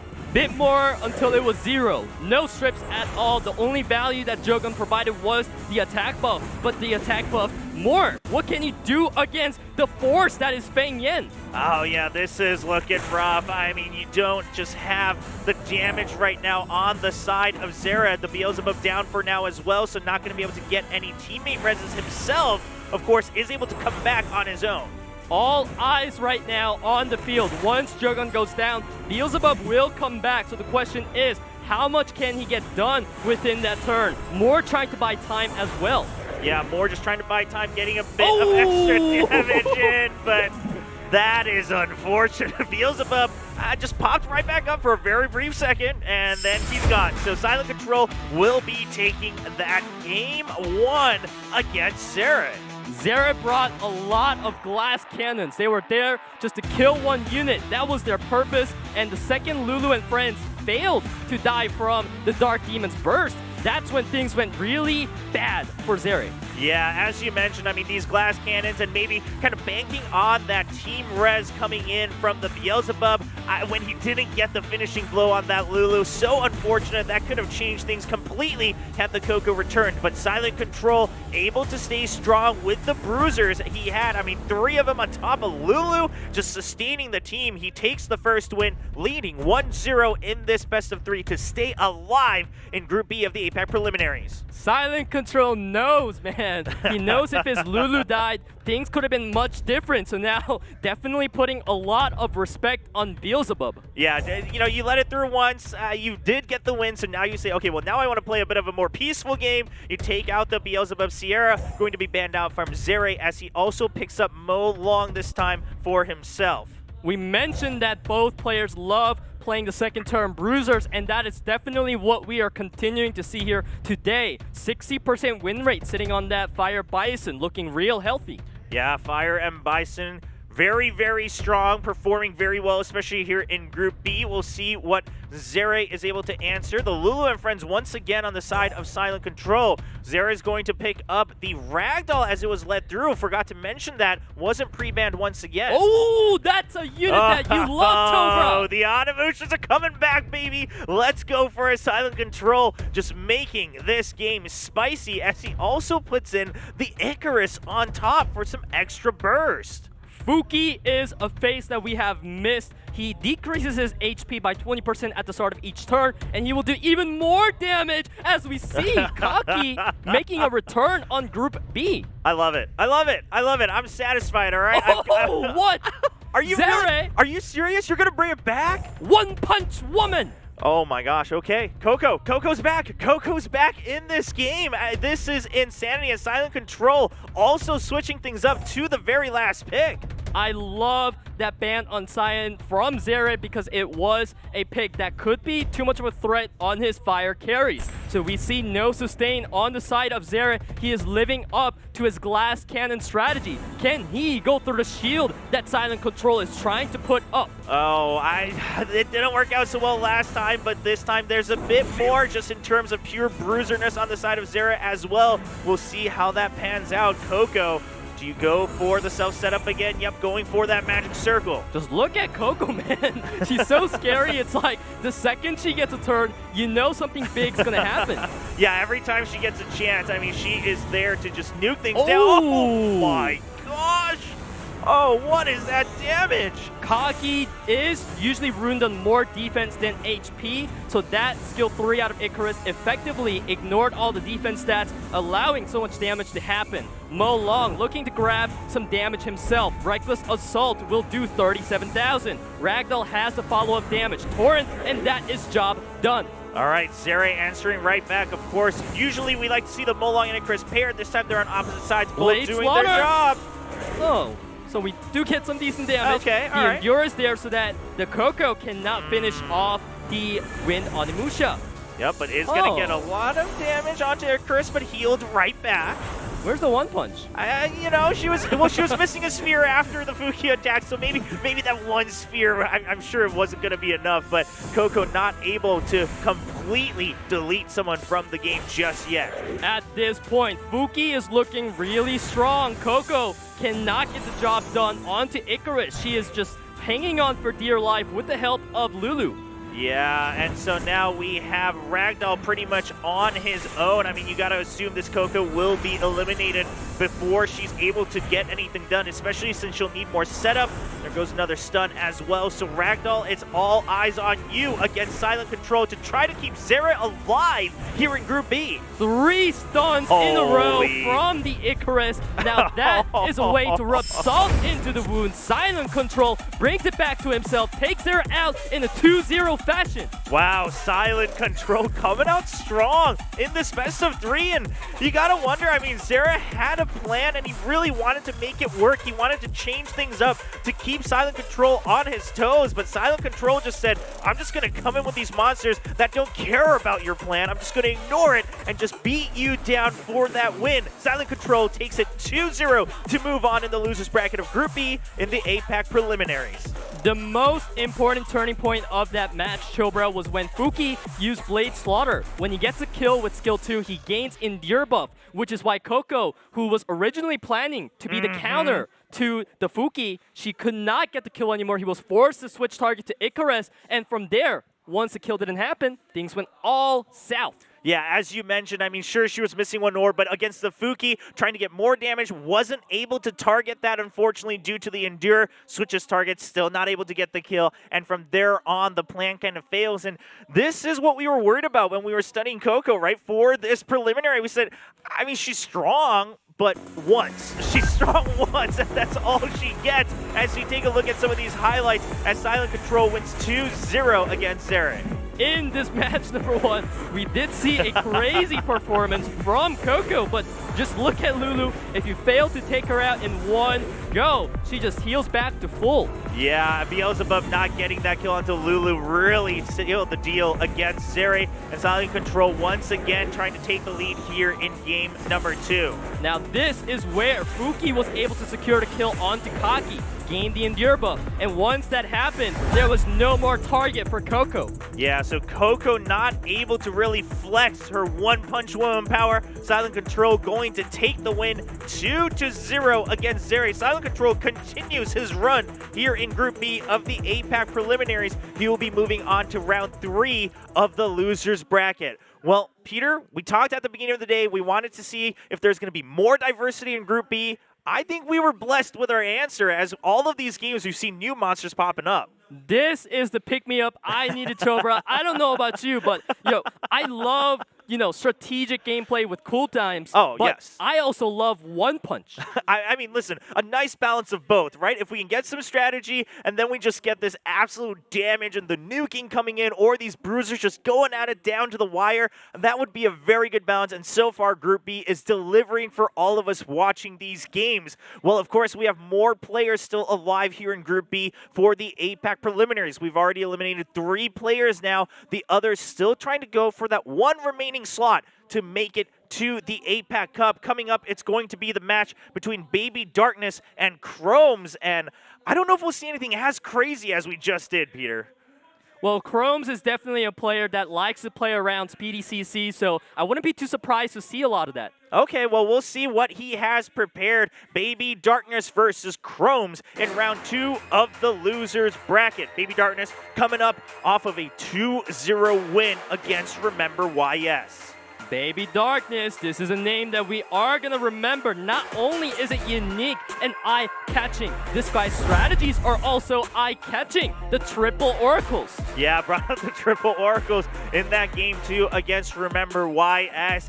Made it work to perfection, putting out all the bombs and then being able to detonate them. The Praha to get extra control and the sustain for your team. Just very, very well done. And of course, bringing out the Ganny Hathor combo and forcing a ban onto the Hathor, making sure he can keep the core of his composition in that game too. Well, his opponent will be Krom'z. Krom'z is a player that put heavy emphasis yesterday on Okeanos, Xere, Chiwu, and even Diana. So this guy has shown that he has a lot of cards up his sleeves, especially favoring a lot of these speedy control. Yeah, as you mentioned it, the speedy control coming out for Krom'z. We'll see if he's still going to get his way. He did lose to Hong KFC yesterday to be knocked down into the losers bracket. As a reminder, Hong KFC went to the winners finals, still took one game off of Diligent. So Krom'z, he is hungry to get back for a revenge match against Hong KFC, make it all the way to the end of the losers bracket. Will his wish be granted, or will BabyDarkness continue his gauntlet run to stay alive in Group B of the APAC preliminaries? The best of 3 between these two players begins now with game number 1. I still remember that Krom'z, he mentioned that his friends call him Chrome the Tiger, and I want to call him that today. I want to see some Tiger tactics from our boy Krom'z. All right, Chrome the Tiger, I like it. BabyDarkness and Krom'z starting with their pre-bans in game number 1. Chungpung being banned out from BabyDarkness, the Gianna being banned out from Krom'z. Gianna is a very powerful unit, especially when comboed with Xere. Not only that, even with Praha, as we saw in the previous matchup. Yeah, we did see the power of that. So Gianna just being wiped out entirely from potential combinations. The beginning pick, Xere, and then Ganymede coming out from Krom'z. Not a big surprise that Chiu does get selected for Krom'z as BabyDarkness continues with Lulu and friends, and then Diana. We are seeing a typical Krom'z so far, definitely still sticking to Chiwoo. That is one of his favorite picks. BabyDarkness, all he's got to do now is adjust, right? Lulu, Diana, we know these units are fantastic at receiving the opponent's blow and then countering back. Yeah, we'll see BabyDarkness if he is going to be able to round out his composition as he wishes, just waiting to see what Krom'z brings out. Krom'z is going to show the Savannah and then the Joe Gun as his third and fourth pick. BabyDarkness, what are your answers? Leo Bird, they are very common counters to Savannah Chiwoo. They are one of the go-to for many matches. But of course, Jogun is there. He was originally one of the biggest counters to the Leo Bird because he's able to scroll trap one of them and take them out of the match. So that is going to be an interaction to watch out for. All right, Krom'z already has that Jogun, as you mentioned, to prep for the potential nuisances on the side of BabyDarkness. We did see the Vertohell being locked in as well, so that's it for Baby, and the Hathor coming out for Krom'z as the last pick. Krom'z giving BabyDarkness a taste of his own medicine. Ganny, Hathor, if you want to bring it back, oh boy, I got my own too.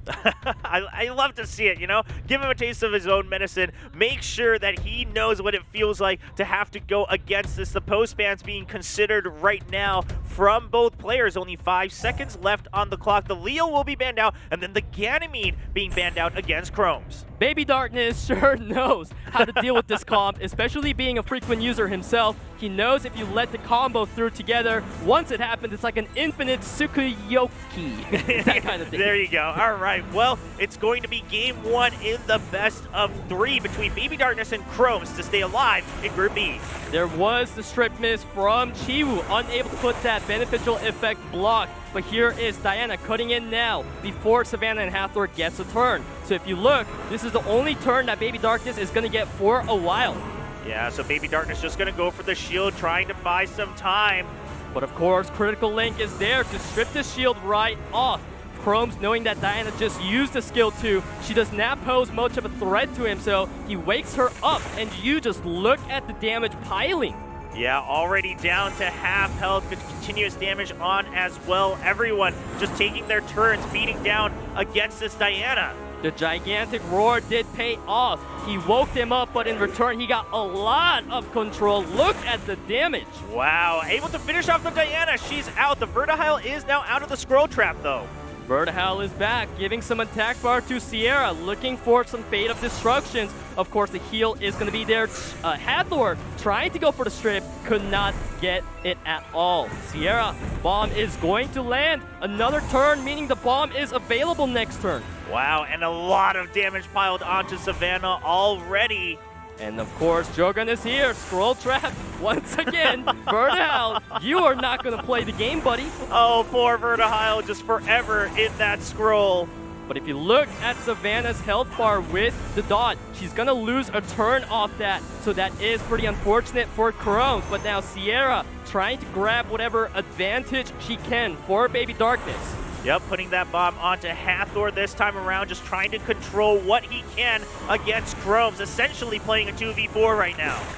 The Xere absolutely playing a 2v4, trying to get the attack bar from skill 1. Hathor is a turn away from skill 3, but she is going to get her turn locked out by the bomb. So things are looking a bit scary for Krom'z now, as we see a lot of response from BabyDarkness. Yeah, the timings are starting to really line up, and there goes another bomb onto Joe Gun, just putting down all the control against these nuisances. The Chiwoo looking for damage, but does not have enough, and we all know what happens when you don't have enough damage against Lulu. Xere heals up to half HP. Yeah, Lulu doing so much work to keep everyone alive. Xere, meanwhile, takes out the Hathor. Things are looking a bit grim for Krom'z. Chiwoo trying to grab some damage, but it's not enough. Second skill, heal, and Xere's back up to about 70%, landing out the bombs, and that is a victory for BabyDarkness. BabyDarkness takes the first win, just going one by one, very calmly putting down bombs whenever you can, keeping people alive with Lulu and friends.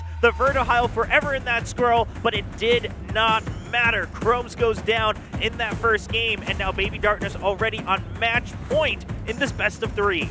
Leo Vertihal, man, this was the go-to combo as we talked about against Savannah and Chiwoo, and it proves why again today it is so good against them. Yeah, just provides so much value. I mean, even just having to draw out all of that attention away from the rest of the team, it really works out for BabyDarkness. And you called it as well, Krom'z not having the damage to really finish off Xere, and that means if you're not dealing with the Lulu either, everyone comes back alive. Well, we go into game 2. The pre-bans are already out. It's going to be Barbara being banned out against Krom'z, and then Ganymede banned out against BabyDarkness. Very specific targeted pre-bans on each players.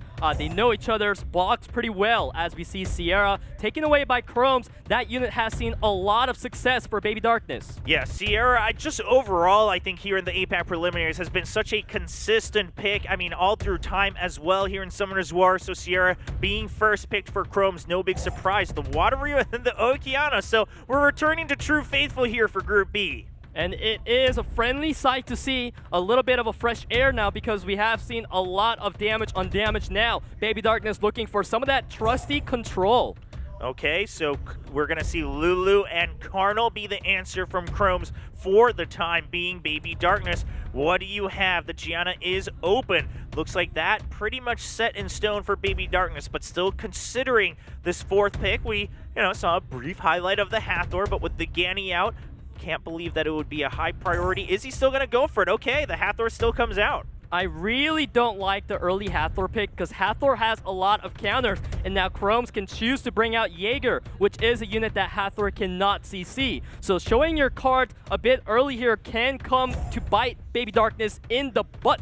Okay, Krom'z answers back with the Jaeger. As you mentioned, that's it for him as he seals the deal with Diana. BabyDarkness looking at one last pick. It's going to be Savannah as the last pick locked in for BabyDarkness. Savannah is a very comfortable damage dealer for almost any lineups as long as the opponent doesn't have a Leo. So that is why BabyDarkness chose that unit. And now the pre-bans are being, or not the pre-bans, but the bans are being considered by both players. It is going to be Carnal and Gianna. Yep, Carnal out of the picture. Gianna, always a very, very trusty ban. It's going to be used against BabyDarkness as we get ready for game number 2. BabyDarkness up 1-0, just looking for one more win to move on in the loser's bracket here in Group B of the APAC preliminaries.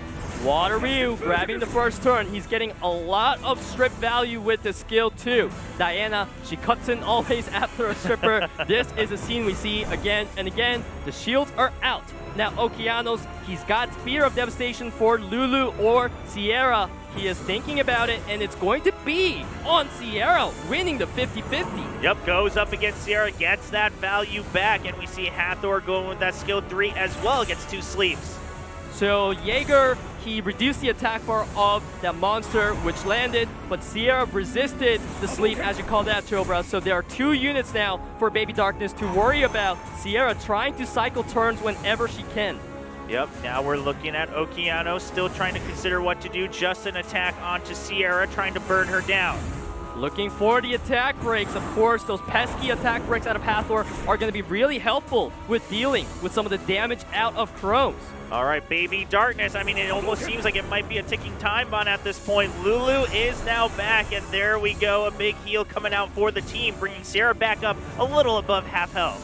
This is what happens when you pick Hathor early. Like you said, Chopra, there was no Ganny there, so there was not too much value in that pick, and Jaeger's there untouched. Attack break is the only thing that can bother him at this point. Xere is going to be taken down, but still, all eyes on Jaeger and Diana. Yeah, I feel like Xere is just one first step in this giant mountain for BabyDarkness to climb. As you've been emphasizing again, Peter, this Jaeger is such a thorn for BabyDarkness right now.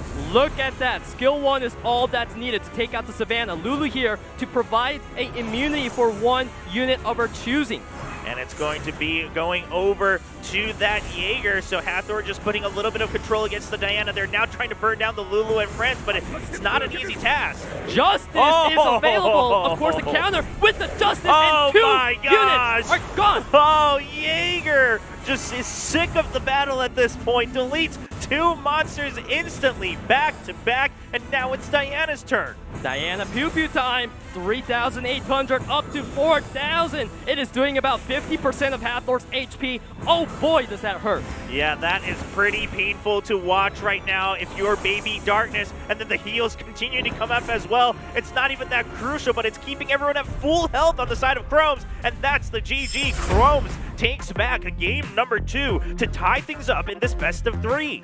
Krom'z, he knows how to deal with Hathor. He is a veteran when it comes to Summoner's War. Jaeger, he recognized as one of the most powerful counter picks to Hathor, and oh boy, it was. A single revenge out of his passive, and Water Ryu just got taken out. Yeah, I mean, that was crazy. Water Ryu goes in for the AoE, and Jaeger's just like, what are you doing? And deletes him out of the game. So Krom'z has now answered back. It comes down to game number 3. Whichever player wins this will move on in the APAC preliminaries here for Group B. Whichever player loses, their run in SWC 2021 is over. We have the pre-bans in game 2 being Barbara and Ganymede. Do we return to the same? Yes, indeed. Chungpung and Gianna return as the pre-bans here for game number 3. Pressure is at the highest for both players right now, Chobra. Of course, match point is always a scary thing to be faced up against. BabyDarkness, he could go for the Xere because that has been a very successful unit for him, so I'm not too surprised to see that. Yep, Xere being locked in, as you called it, Peter,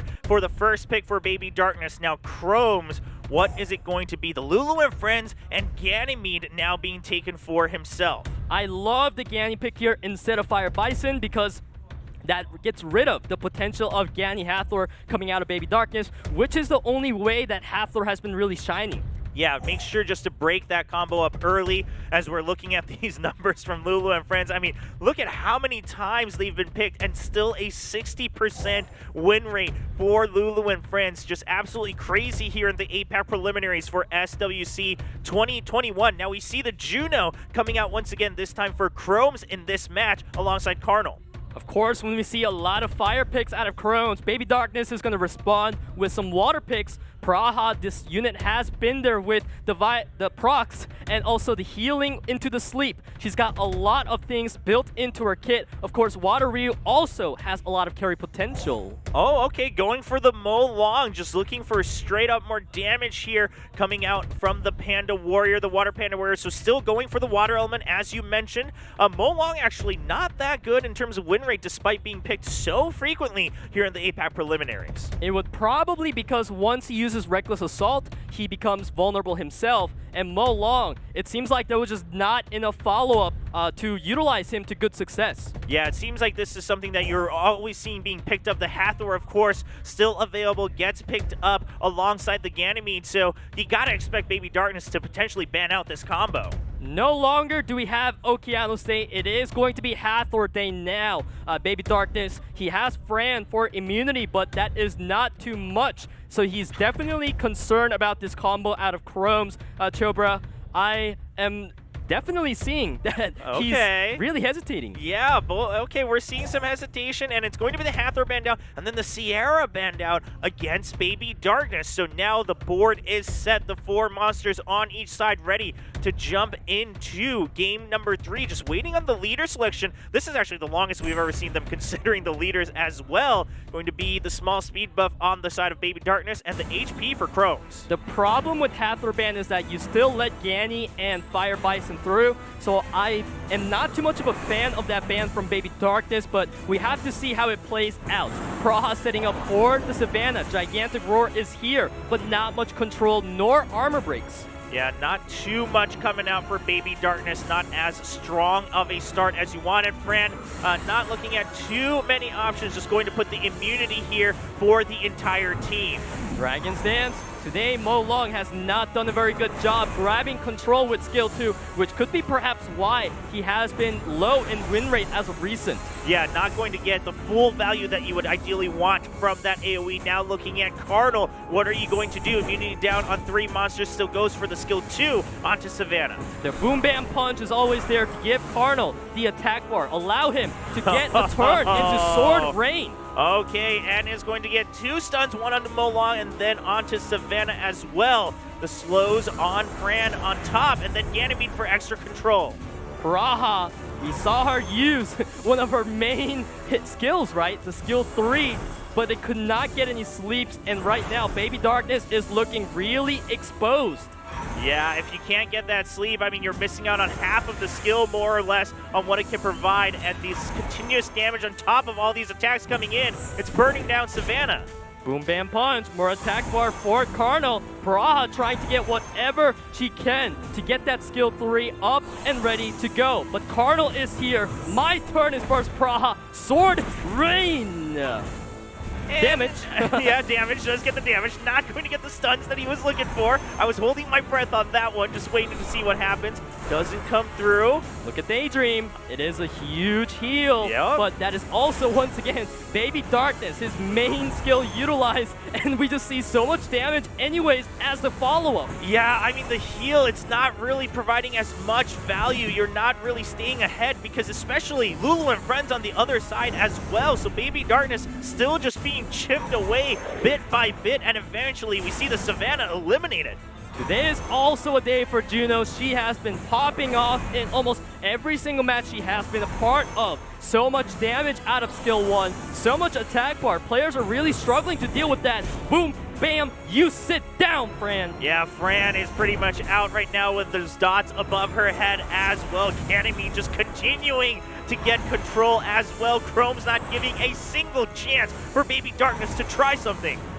Try something is what BabyDarkness is looking for with the Praha, but there's just not any damage. Praha has been taking so many skill 1 attempts on Lulu, but just look at the health bar. Yeah, I feel like this is also one of the smoothest games that Cardinals had, just being able to cycle through and get that sword rain going and going and going again and again and again. BabyDarkness now down to just 2 monsters. 2 monsters. Water advantage is there for BabyDarkness, but the problem is Praha and Mo Long. These 2 units are not known for being strong as the game goes on, so things are looking very grim. Krom'z trying to find a death sentence angle. Yeah, just looking to get a bit more damage down onto the Mo Long. Mo Long looking really low right now. Of course, the ventilator's there for Sword Rain on water. It's not grabbing much control, but damage is all Krom'z needs. Look at Mo Long. Yeah, once Mo Long goes down, I feel like it's all but done here. So BabyDarkness just trying to continue on, but there we go. Ganymede, as he gets more control, it's going to be the GG out, and Krom'z will be taking game number 3. That means he takes a 2-1 victory, moving on in the losers bracket in Group B of the APAC preliminaries. Earlier, we've had a match where Juno was getting bullied by Praha, Sierra, and Gianna, but this time it was Praha getting bullied by Juno. Our girl Juno got strong and came back for some revenge. Yeah, she definitely did. I mean, when we saw the initial time that she had to go up against 3 of her Oracle sisters, it was not a pretty sight, but this time Praha not able to do anything, and just right off the bat, as you mentioned it, Peter, you caught it and said, I mean, Praha went for the skill 3. It didn't really get much value, and then you'd go for it again, but the heal is also not strong enough. Let's take a look at some of these highlights as we had 3 games in this series. 3 games in the series, and this is one of them where we saw Jogon trying to get some value out of Scroll Trap, but as time went on, Krom'z' team just got weaker and weaker. BabyDarkness' team got stronger and stronger. Yep, and we do see BabyDarkness take that lead initially, but Krom'z answers right back with the Jaeger in game 2. Right, so this is where BabyDarkness made a mistake. Picking that Hathor too early revealed his composition more than he should have, and of course, Jaeger, justice. Eliminates 2 monsters just back to back, and that seals the deal. And now game 3, Praha. Praha tried whatever she can to set up BabyDarkness, but the Hathor ban this time around, it really didn't get much job done because the purpose of Krom'z' comp was not affected at all. Ganny and Karnal and Juno was more than enough.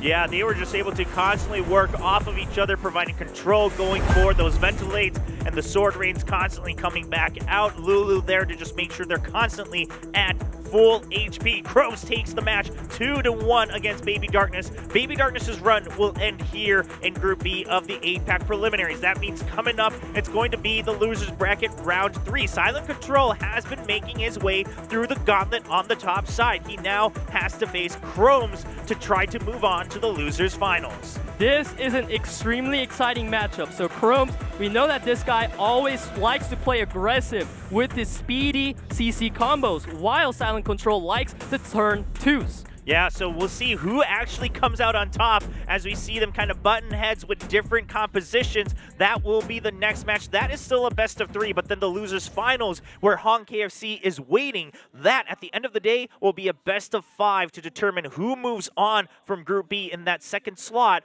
to the APAC Cup. So much exciting things happening today in Group B, Chobra. I am so happy to see a lot of these adaptations coming from players, and I just want to highlight right now, Juno. That is a monster that is also shining brightly, and players got to find a way to deal with her. That's true. Yeah, Juno, we haven't spotlighted her too much, but she's been very strong. And of course, for all you viewers at home, we have another code for you here from the APAC preliminaries. It's Congrats Day 2 with a Z. So make sure you get that code and get that energy and the mystical scroll for yourselves as you're watching these matches. We have more matches, so don't go anywhere. But this is just for you. Thanks for hanging out with us here for SWC 2021. And you mentioned it. I mean, we've been highlighting some of these other kind of flashier monsters that have shown up in Group B, but Juno has kind of been a centerpiece, actually, in a lot of these wins we've seen on Day 2. And it really makes sense if you think about it, because in Group B, there was a lot of focus on CC, and Juno's main role is to counter that because her passive cleanses debuffs on herself every time she gets a turn, heals the whole allies, and of course, skill 1, each time you get a crit, you're cycling the attack bars. Yeah, so she's able to actually get this passive sustain and also stay alive against that CC. But ladies and gentlemen, of course, next week, we have the Summoner's War Lost Century event match coming up as well. So that Summoner's War Lost Century World Showdown on August 8th. So that will be next weekend. That will be a break for us here from the APAC preliminaries as we get to see this event match happen for Lost Centuria. SWC 2021 APAC preliminaries will come back the weekend after. So while the preliminaries will take a week break, we'll still have Summoner's War content going on every weekend here, and that is just exciting as it all builds up towards the World Finals. Especially because we're not even done with today. A lot of expectations right now coming into Krom'z, especially after he finally showed a bit of that Jaeger. Yeah, we'll see if they continue to bring out new monsters to counter each other. Ladies and gentlemen, we take a quick break, and when we come back, the losers bracket in Group B continues.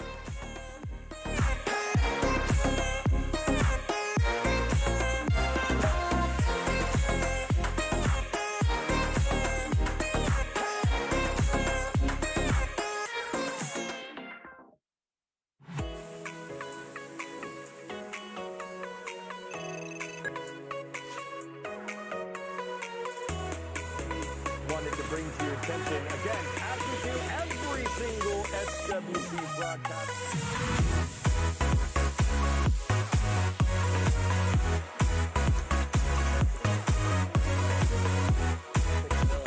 Camilla here. You want to see a soft Ciara getting hit by Frogmove. Look at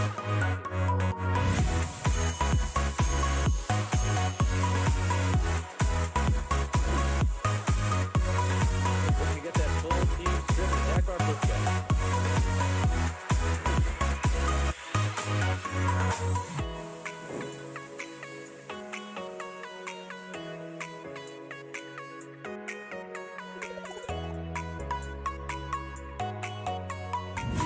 He did not pull the Changpang yet. I would have thought I would see Xere first pick. He goes to the Okay, here we go. Oh, Lucian, it's over. Lucian, it's the 12,000.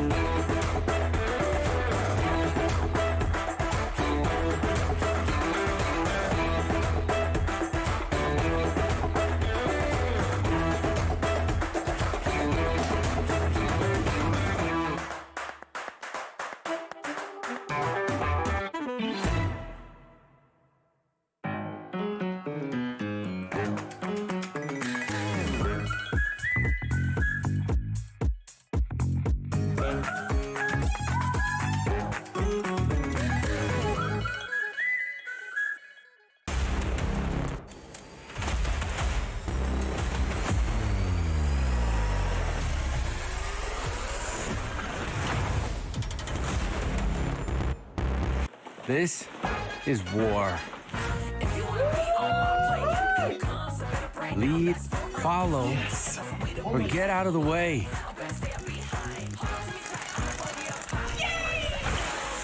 I'll show you who's boss.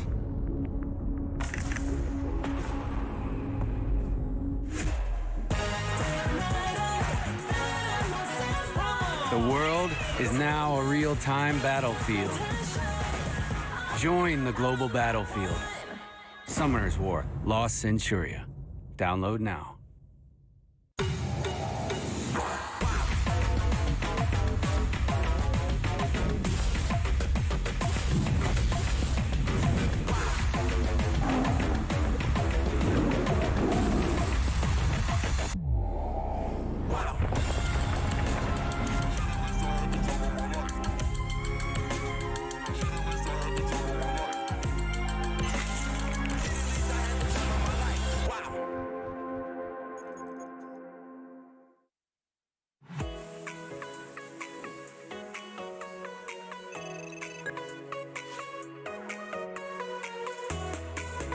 Wanted to bring to your attention again, as we do every single SWC broadcast.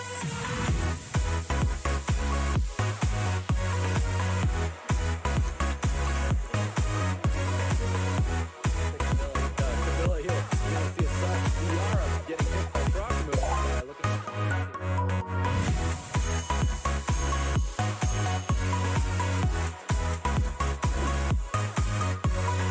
When you get that full team strip attack our first guy.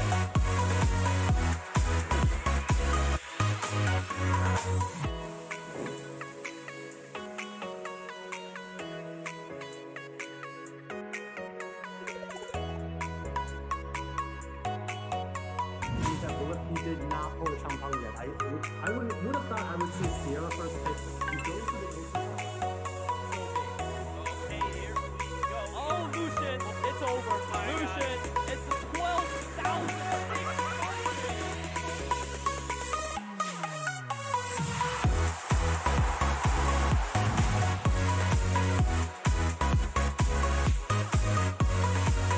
Mr. Chung is going to be this year's SWC champion.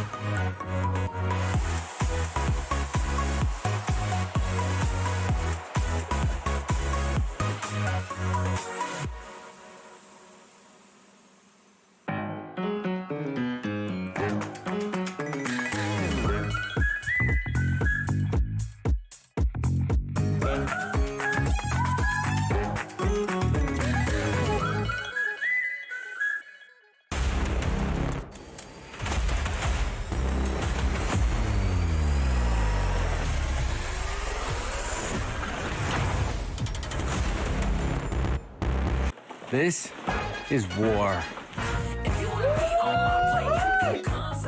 Lead, follow, or get out of the way.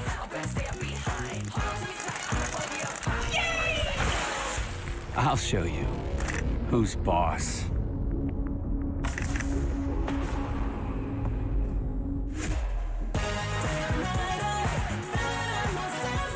The world is now a real-time battlefield. Join the global battlefield. Summoner's War, Lost Centuria. Download now.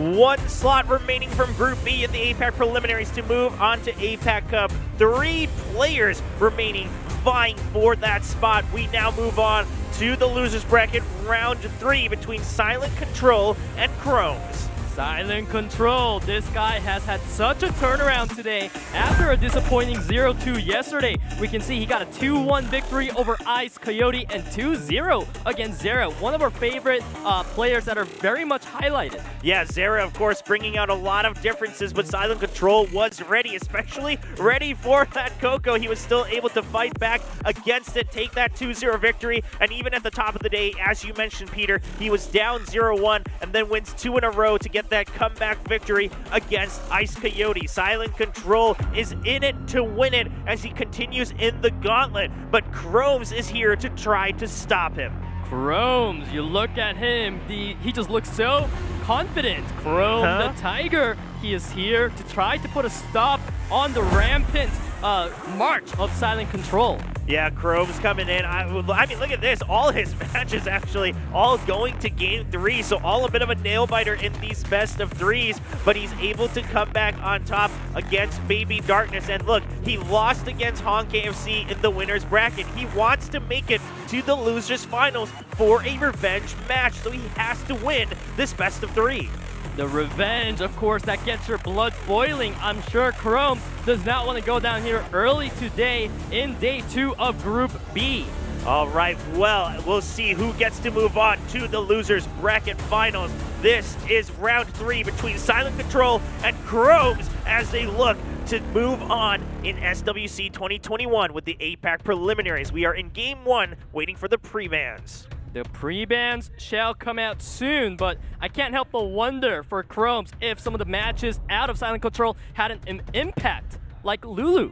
Okay, so just getting rid of Lulu outright. I mean, we've seen it done a couple of times, and I think it's really hard to say whether, you should pre-ban it or not. Sometimes you're able to find an answer, but nonetheless, it is one monster to just not have to worry about. Silent Control looks like he's just gonna go with the trusty Fire and Bison as that first pick.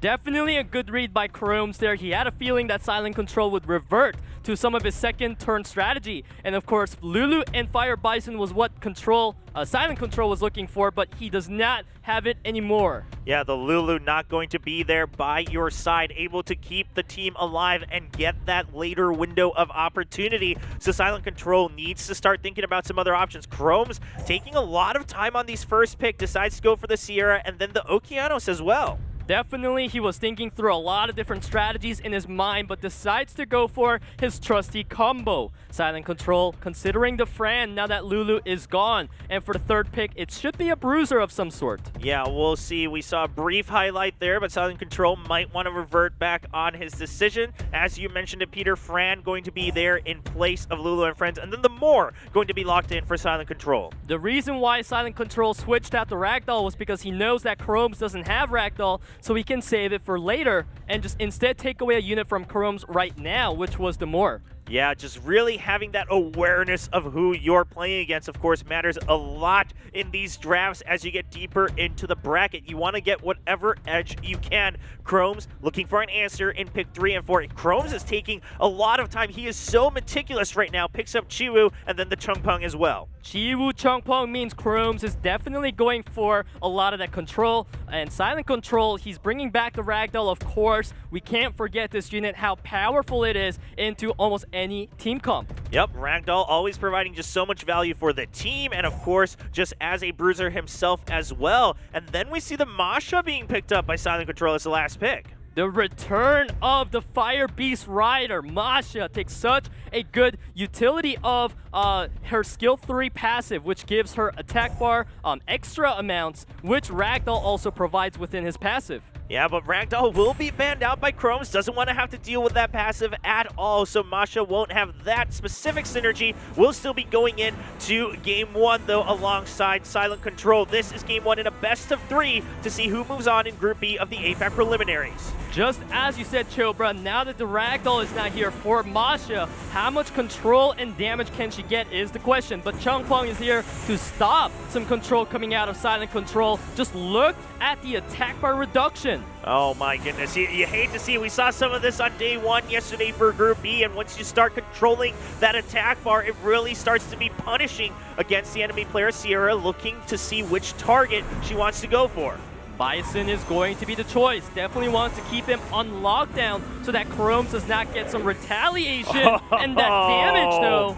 That damage all across the board, finishing off the Fran as well, and then the stuns. Okeanos returning with some high value. Krom'z showing why he always reverts back to his CC comp. It is working out fantastically for him as my we gosh. look at the board. Oh my, everyone just wiped out right after the Okeanos. I mean, the Okeanos just sets all of it up for the finishing blows, and Krom'z will take a very, very quick game one as he leads in this best of three. Krom'z the Tiger gonna be the first one to taste some blood of his opponent's Silent Control. It is definitely not a pretty sight to see when you see a player getting completely controlled out of the whole match. Yeah, I mean, right off the bat, and again, we saw a little bit of it yesterday, but it is just so punishing when you're able to get that lead. So Krom'z is going to take advantage of it, and as you mentioned it, he proves just why that composition is so powerful. Now, Silent Control, what is your answer in game number 2?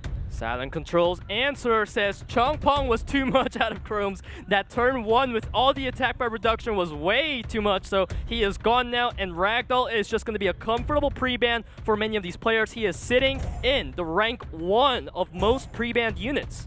Okay, so we have the pre-bans, the Ragdoll now taken out. As you mentioned, the Lulu and friends still being taken away by Krom'z. Doesn't want Silent Control to have that monster alongside the likes of Molong and the Fire and Bison. Really good point by Chobra. Not only did he pre-ban Lulu in round 1, he now takes it as the first pick, putting a lot of respect and emphasis on Lulu and friends. Silent Control, he's got a little bit of a response though. Okay, Fran, and then the Diana now comes out. Of course, a trusty monster we've seen time and time again to help try to turn things around. Krom'z still gonna stick with the faithful Okeanos. Did so much work for him in that first game. Jogun going to be considered, and then the last pick will be, as we run down the clock, it is going to be Savannah. Krom'z is feeling really comfortable right now with this first turn strategy. It has worked out great for him last time, so why not again is what Krom'z is saying. The Leo, of course, going to be an eyesore, instantly banned out. Okay, so Leo banned out, and then the Jogun taken out against Krom'z as well. We have Krom'z leading 1-0. He just needs one more win to move on to the best of 5 losers bracket final in Group B of the APAC preliminaries. Here is Oki to start off the match, looking for his Spear of Devastation onto a target. Oh, he chooses the Molong. The Molong! Oh, what is that? Nothing is landing out of Krom'z. Oh my gosh, the Molong just standing still. Oh, Diana? Why? What? What? How do you expect that to happen? What is going on in this game, Peter? Nothing is going as you would expect.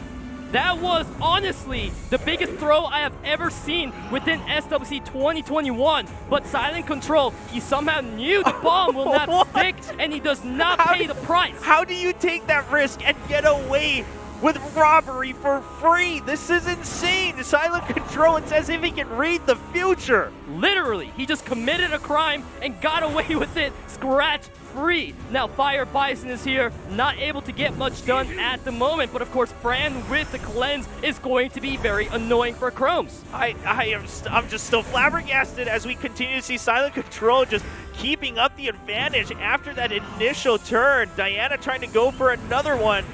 Diana going for another one, and that is a dead Savannah. She is going to get dismounted from those dots, so he does not need to touch her unless he wanted the stun. Yeah, so just going to get the damage down onto the Okeanos. Savannah now dismantled, does have the damage, but of course not enough to do any crucial damage against the Diana.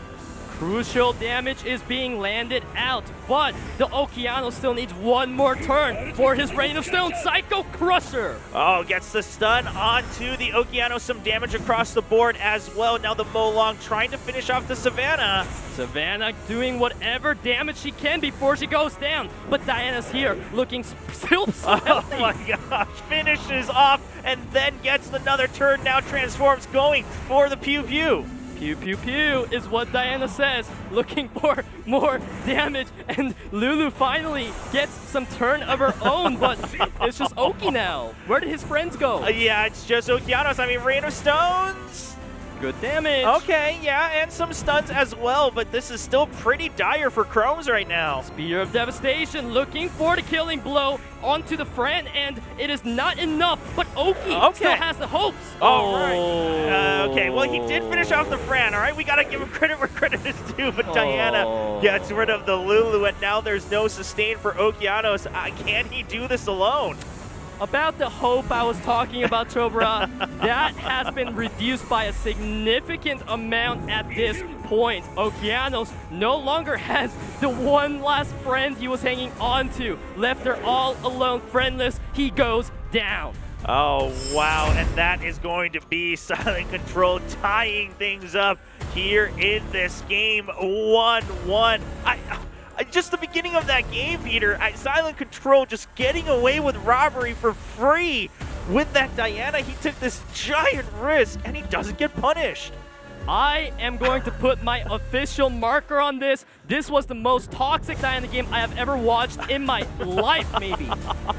That was so insane. I mean, as soon as you started freaking out about the transfer, I was there and I was watching. I was like, this has to be over. I mean, you were freaking out about the mistake, and then he just doesn't get punished. And he somehow must have known. Silent Control now ties it up 1-1. I mean, he obviously still is able to carry out the rest of that game, but that was such a crucial moment where he is able to rely on that Diana surviving. And now we return to Game 3. The Ganymede and then the Lulu and Friends pre-bans return in Game number 3. Silent Control still kicking things off with the Fire and Bison.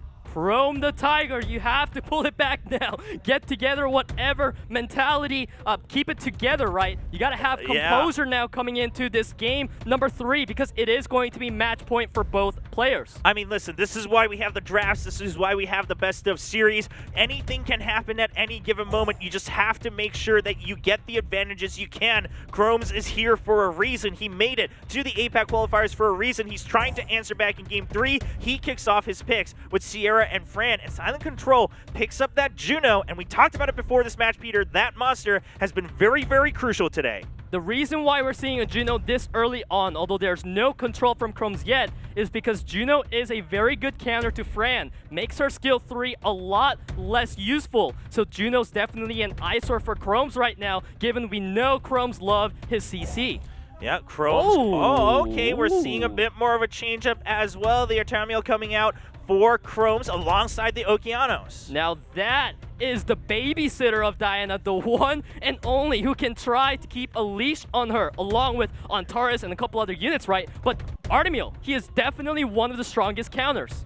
All right, so Artamiel picked up by Krom'z, and we're going to see Silent Control go for the Ragdoll and then the Chloe to wrap things up for his composition. To be honest, Chobra, I don't know how I feel about Chloe. She is great with the Fnatic, but I feel like that's all she has to offer, unlike Pontos, who has a fully packed kit. Krom'z going for the Artamiel and Jaeger synergy. That Jaeger is going to be a great counter to Chloe's Fnatic buff, which is why it gets banned. Okay, so Jaeger out and Ragdoll out against Silent Control. One game standing in the way for both of these players as they look to move on to the losers bracket finals in Group B of the APAC preliminaries. This match is going to be very tough for both players. Okeano starting off the match with the reset successfully onto Chloe. Okay, and Okeanos looking to see what his next move will be. Just an attack onto Diana. Attack onto Diana. Not much Krom'z can do at this point as Juno follows up now, turning in those attack buffs into dots. But Xere still has her attack buff. It is time to now make use of that. Looking for... Oh my, the Xere not getting the jobs done right now in this match. This is pretty crucial. Krom'z My heart hurts for this man right now. Krom'z needs to try to pull it back together as we see Fire Bison just grabbing so much control. And of course, when Artemil is stunned up, it is easy for Diana to transform. And here is the Pew Pew. The Xere is going to be taken down. Oh, Xere already out of the game for Krom'z. He's hurting right now as he goes for the rain of stuns across the board against Silent Control. Spear of Devastation is a follow-up from Okeanos, but Diana says, hold up, I want to be pew-pewing. Wait a minute. Oh man, here goes the Diana again. The pew-pews are coming out onto Fran, not scared of the counter from Artemil, transforming back, looking for some stuns and damage. Okay, so puts a lot of damage down onto the Fran, just going for the finishing blow, not relying on any of the dots or any extra risks, as we have Juno finishing the job.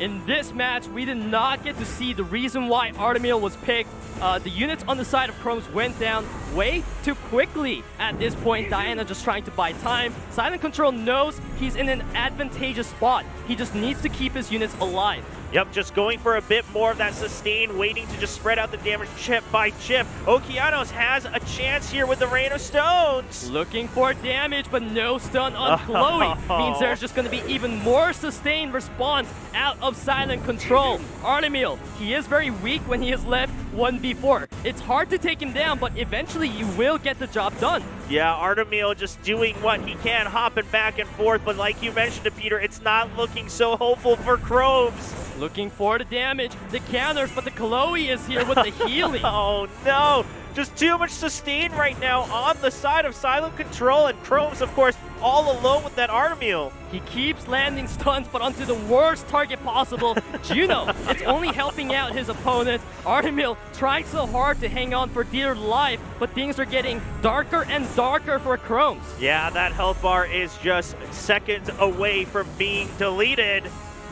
Deleted is going to happen soon. Psycho Crusher from our Bison, and that is it for Krom'z. Silent Control finishes the job with his trusty Fire M Bison. He takes the victory 2-1. Krom'z not able to answer back, and as you mentioned it, his monsters just died too fast in that game 3. I'm trying to find a good way to put this show, bro. That sigh had so much in it. Never have I been in a position where, as caster, it's really hard for me to try to like wrap this up, because there's just one scene that just standing out in my mind right now. But of course, the first match is here. This is where Krom'z, his AoE composition, showed a lot of prowess, and Silent Control had to concede.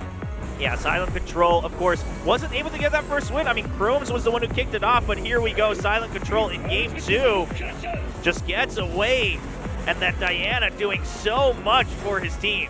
So much, not only in game 2, but in game 3 as well. Diana showing why she is such a powerful unit in meta, and of course, Silent Control showing why he is also a great user of Diana. Okeanos tried to grab some control, but not much could have been done once the Artemil got stunned and Xere died. Yeah, that stun onto the Artemil really providing just extra windows for the Diana. And as you mentioned it, I mean, Peter, Silent Control knew how to work around his own Diana, how to make the Diana work for you, and he will be taking a 2-1 victory. Silent Control is making the gauntlet run here in the losers bracket of Group B in the APAC preliminaries. We started off by saying, what a day for Juno. And now I guess it is time to say, what a day for Diana. Silent Control, really well done utilizing that powerful unit. Moving on. Yep, he will be moving on to the losers finals to face off against Hong KFC. That will be a best of 5 coming up later today. And Juno was still in the competition as well. I mean, Juno's still shining, but the Diana took the spotlight in that last match for sure. I'm trying my best to take the spotlight away from Diana now. What was something else that Silent Control did well? I think it has to be the Fire Bison. There was a lot of control consistently coming out of skill 3. As we see Fire Bison, he's always a bit iffy on his skill 3. The stun does not always land, but at least the attack speed slow is really consistent. Yeah, that's true. It's still providing that value. That's why he first picks that monster. Well, ladies and gentlemen, quick break. When we come back, it's the best of 5 between these two players for one last spot from Group B in the APAC preliminaries.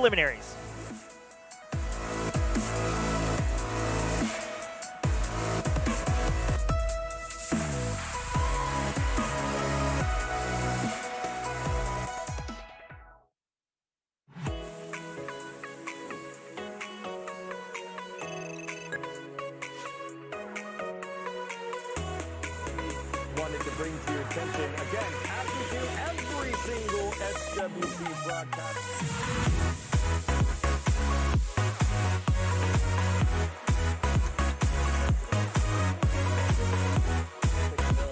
Camilla here. You want to see a soft Xere getting hit by Krom'z.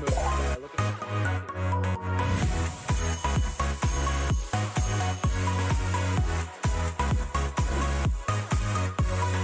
we're going to get that full team strip attack our first guy.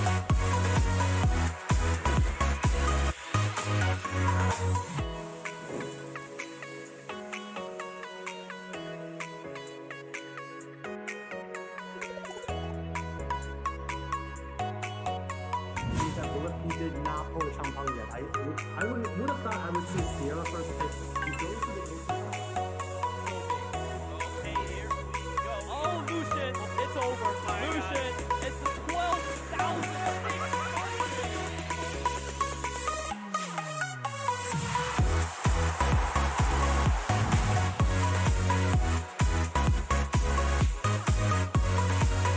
Mr. Krom'z is going to be this year's SWC champion.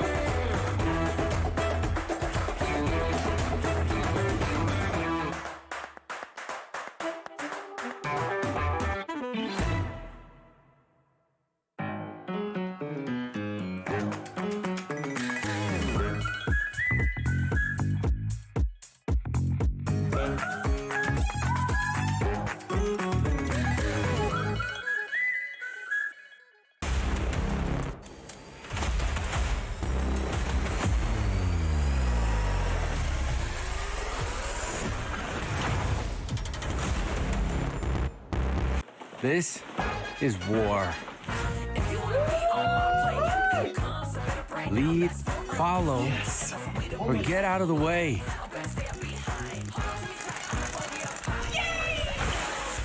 I'll show you who's boss.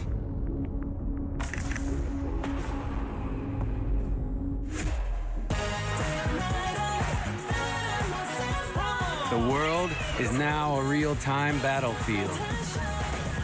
Join the global battlefield. Summoner's War, Lost Centuria. Download now.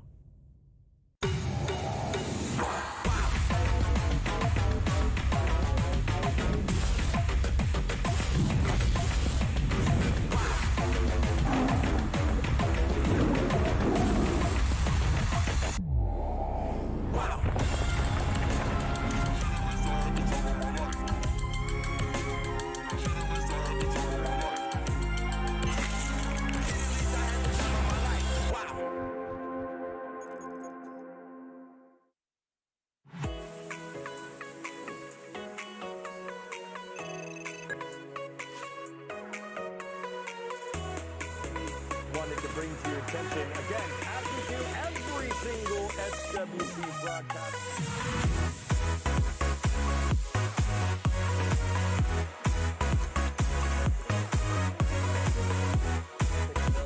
Camilla here. You want to see a soft Xere getting hit by Krom'z. Look at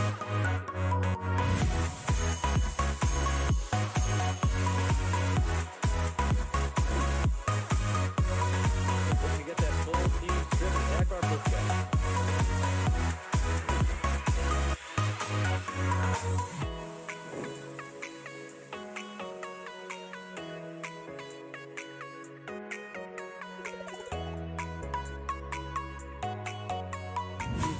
He did not pull the Champang yet.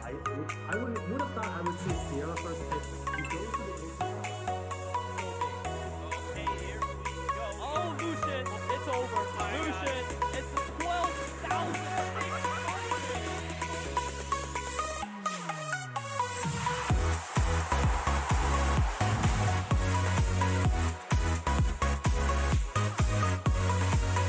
Mr. Krom'z is going to be this year's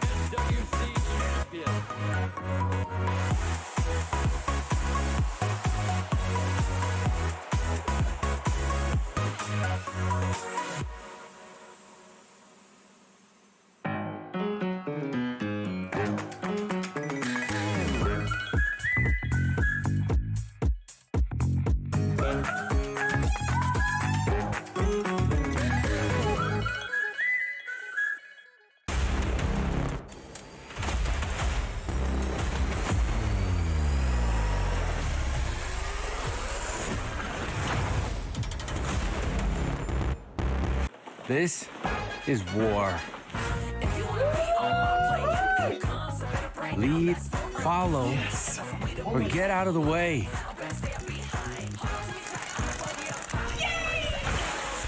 I'll show you who's boss.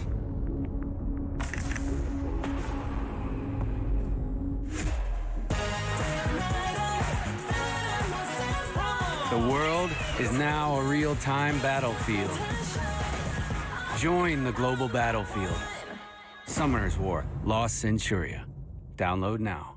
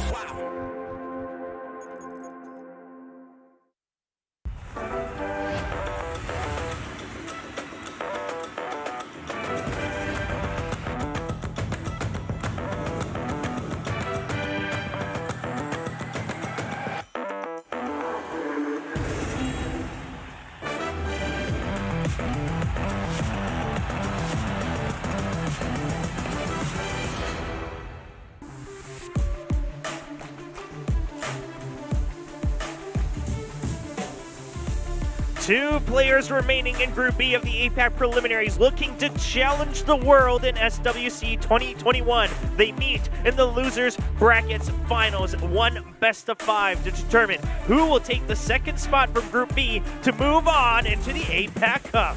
This will be very different, Chobra, because it is a best of 5. A lot of games to expect here. Silent Control. He has utilized a lot of Juno today to good success. Yeah, the Juno coming in very strong. Of course, we saw the M. Bison as a steady pick and the Diana to clutch things out as well in that last match. Even a sprinkle of Chloe just for some extra sustain and protection. We'll see how that works out. Does he have more in his pocket? Because on the other side, Hong KFC has been waiting all day to play this one match. He's been watching what's been going on in those previous games. The final boss, my man Hong KFC, he tried to run for the gauntlet yesterday and failed, but today is his second chance. As we take a look at some of his draft, we have seen a lot of Gianna and Yeon Hong paired with speed leaders from Hong. Yeah, Hong KFC also put up a really good fight against Diligent as well, utilizing that Rika. Unfortunately, Diligent was able to play around it very smartly yesterday in the winners finals, but Hong KFC isn't going to let that happen twice.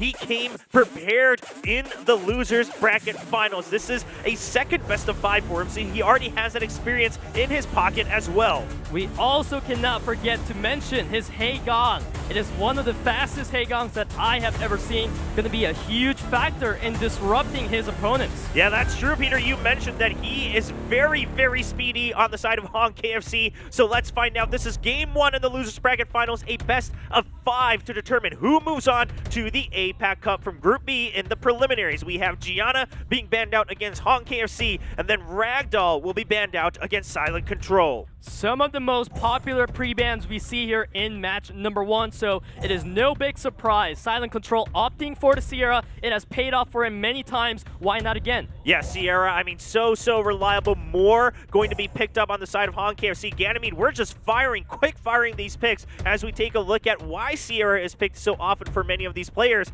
Silent Control does secure the Lulu and Friends for himself as well. Xere and Lulu and Friends, this is a pair that we've seen a lot, and we are definitely afraid of what they can do when they are unleashed. So Hong KFC does not want to let them go uncontested, brings a lot of CC of his own. Yep, going for that Okeanos and then the Chung Pung as well. Oh, okay, the Fire Monkey King being flashed a couple times. Silent Control, he's definitely flashing it.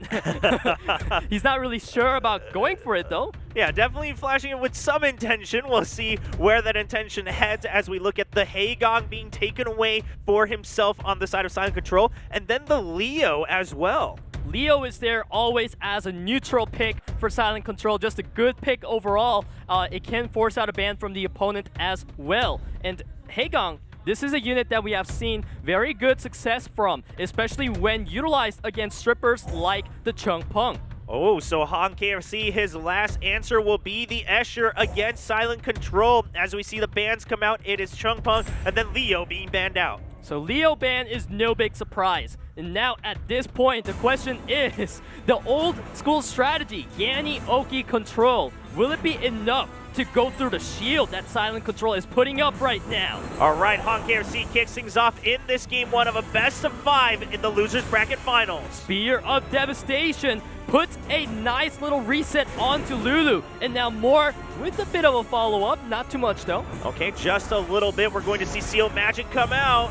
Seal Magic does not grab even the attack bar reduction. Oh, wow, just fully resisted. Doesn't want to deal with any of it from Silent Control. Yanni Oki not looking so hot right now. We look at the Bison. He's got the Psycho Crusher for some control, but he goes for the 1-2 punch instead. He wants to wait 1 turn. Yep, just wants to wait 1 extra turn. He is returning with the Psycho Crusher. The Psycho Crusher grabbing some attack speed, slow, and control. Xere misses the bomb, so she is going to have to wait a bit more time.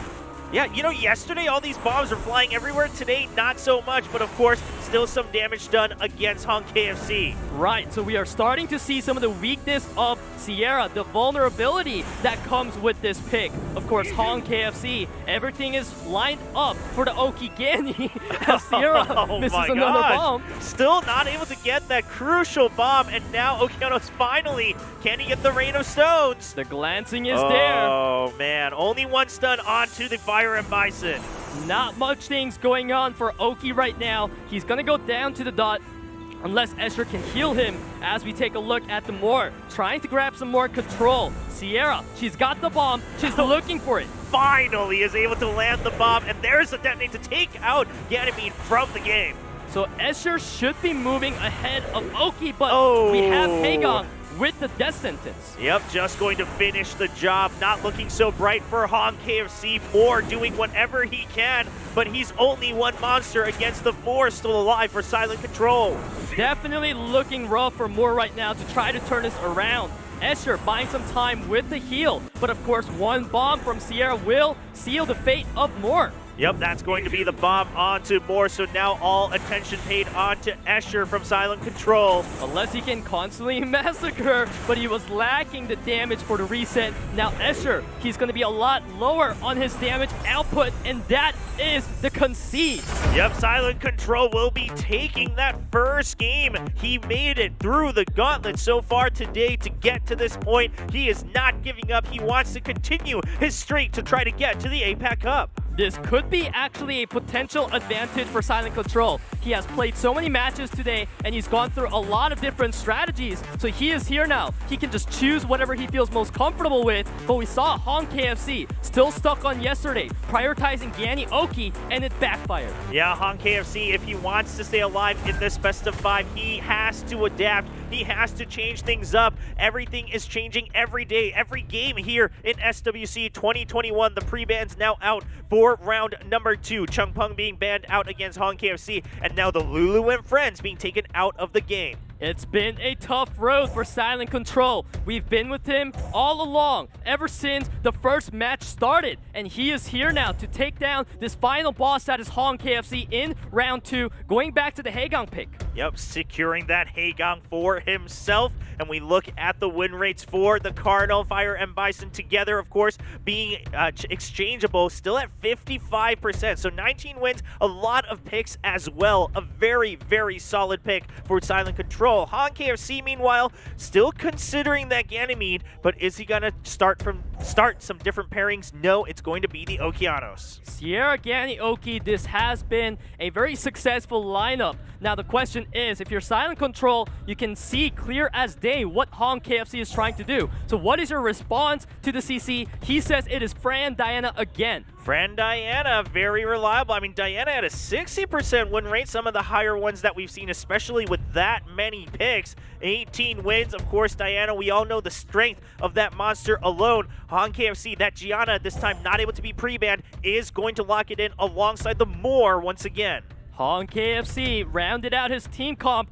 with some strippers, damage through the bomb. More is there for the solo potential as Chow returns here on Group B. Chow comes out for Silent Control. It will be the last pick, the last answer to Hong KFC. The bans are out. Xere and Haegang are out of the game. We go into game number 2 as Silent Control leads 1-0 in this best of 5. What an exciting pick the Chow is, but of course Gianna with the skill 3 grabs a lot of stuns. Diana procs out of the stun and gets some shield for the team. Yeah, just able to sustain the team a bit longer. We've seen Diana be so crucial with those shields today. And of course, Moore is here to strip the shields right off. Now Ganny, he's got the Seal Magic angle, looking to decrease the attack bars, and he gets all 4 of them. Yeah, last game he didn't get that value, but this time he answers right back, getting that attack bar control. Now it's Gianna's turn again. Looking for the bomb potentially on Fran to prevent her from proccing out of the stun, but chooses the Chow instead. Okay, bomb onto Chow. Now Okeanos looking for an answer, going still for the Rain of Stones. Piling the damage right now. Okeanos has a lot of damage with that skill 3 Rain of Stones, especially with artifacts, so that is going to be prioritized by Hong KFC. Yep, going for that ventilate as well, so the Okeanos will have the Rain of Stones available once again.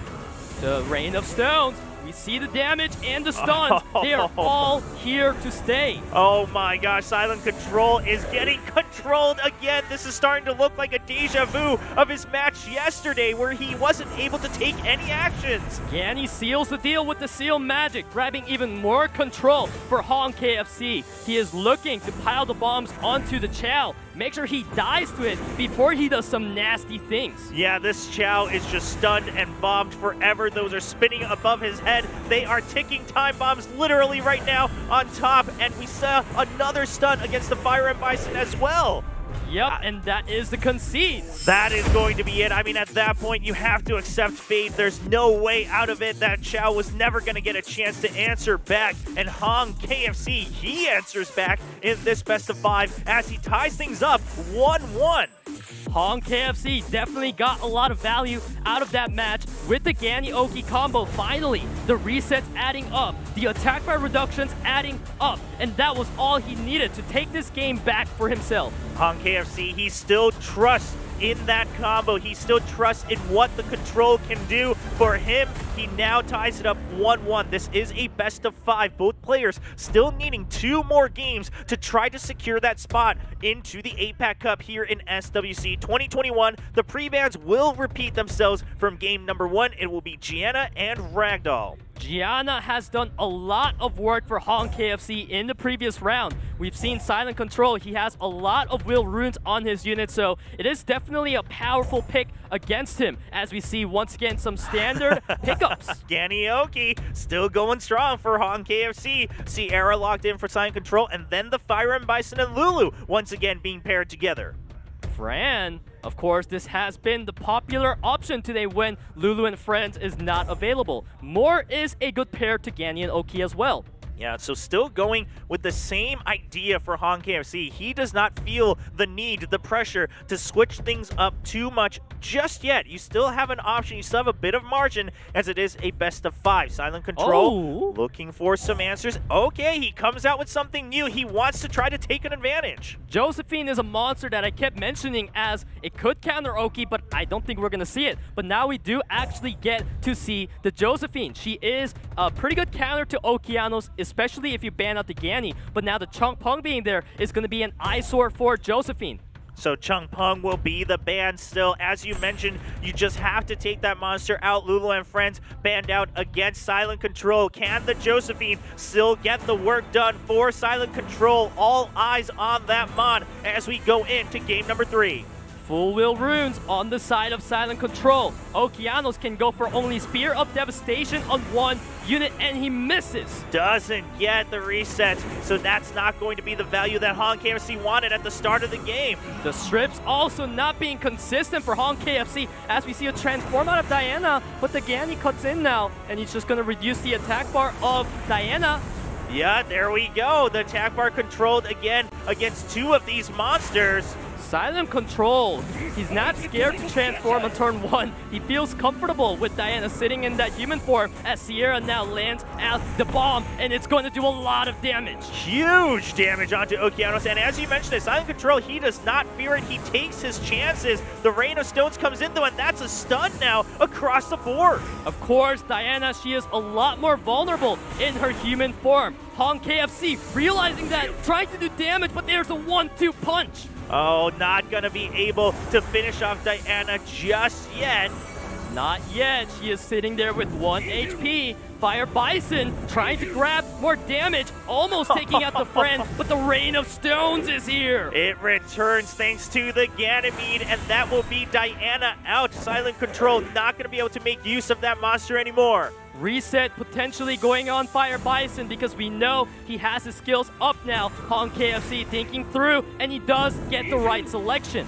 Okay, so now the provoke onto the Okeanos as well. The damage is really piling up for the Fire Bison, doing tons of damage with that skill 1, but more is here. Attack buff rolling spike. Oh my, that is huge. Everyone just with a sliver of health. I don't see a way out for Silent Control right now. Yanni with the seal magic, looking for the damage, looking for the control, and he gets all of them as he takes down a unit, and it's gonna be just 1 and 1, and Silent Control just gonna die. Yeah, Silent Control, I mean, you're hanging on to this thread right now, but Ganymede finishes it, and then it's going to be more looking to finish the job. Silent Control does GG out, and Hong KFC will now take the lead 2-1 in the best of 5.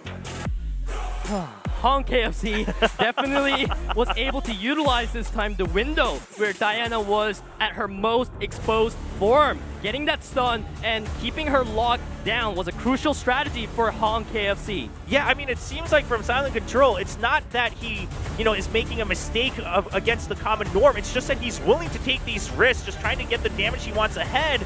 But this time, Hong KFC's monsters were all prepared, and they answered right back, punished that Diana in human form. So now we got to see Silent Control. What do you have as a response? We see some new pre-bans coming in game number 4. It's the Xere, and then the Lulu and Friends does return to be banned out against Silent Control. You could argue that each player comes in with a different strategy and an understanding of each unit, right? But the result has been a mistake, so I do hope that Silent Control will turn it around now, go for a bit of a different strategy this time. Of course, Ganny, such a strong first pick. He is like the main support for many units. He makes them shine even more. Yeah, I feel like Ganny just pairs so well with other monsters, whether it's a duo, whether it's the whole composition. So Hong KFC able to pivot around that monster for his composition here in game number 4. Silent Control, he will still start things off with the Fire and Bison and then the Fran now that the Lulu is out of the game. Hong KFC, he is feeling really good about that Ganny Oki. The same draft we see, but Ragdoll and Leo, this is a very powerful duo. Ooh, okay. Considering the double Dragon Knights, the Ragdoll seems like it's going to be sticking around. No, Silent Control wants to make sure that he secures that Haegong for himself. Doesn't want Hong KFC to be picking that monster up. Haegong, this is definitely a unit that we've seen a lot of success from, but there is the Lucia that we have seen yesterday. I love this unit. So much healing, so much lockdown with both skill 1 and 3. Yeah, the Lucia, we saw it once yesterday. Hong KFC looking to bring it back to the spotlight here alongside the Annabelle. A lot of emphasis on the water, so this opens up once again a Diana potential. It does. I mean, all things point to the Diana. It looks like Silent Control. Will he bite? Oh, no, he will be going for the win. Panda Warrior. What a turnaround. It is good to see my old friend back. Fang Yen definitely poses a lot of threat on the triple water on the side of Hong KFC, so that is going to be an eyesore. Okay, so Feng Yan now on the board for Silent Control. Both players considering their bans. I mean, Hong KFC just 1 win away from moving on to the APAC Cup. Silent Control wants to stay alive. He's so close to moving on to the APAC Cup. We saw the bans. Okeanos now out of the game. Feng Yan also out of the game. We jump in to round number 4 between these two players in a best of 5 match point for Hong KFC. There's a lot of control on the side of Hong KFC, so that is why the strips here could be important unless he saves it for Fran's skill 3.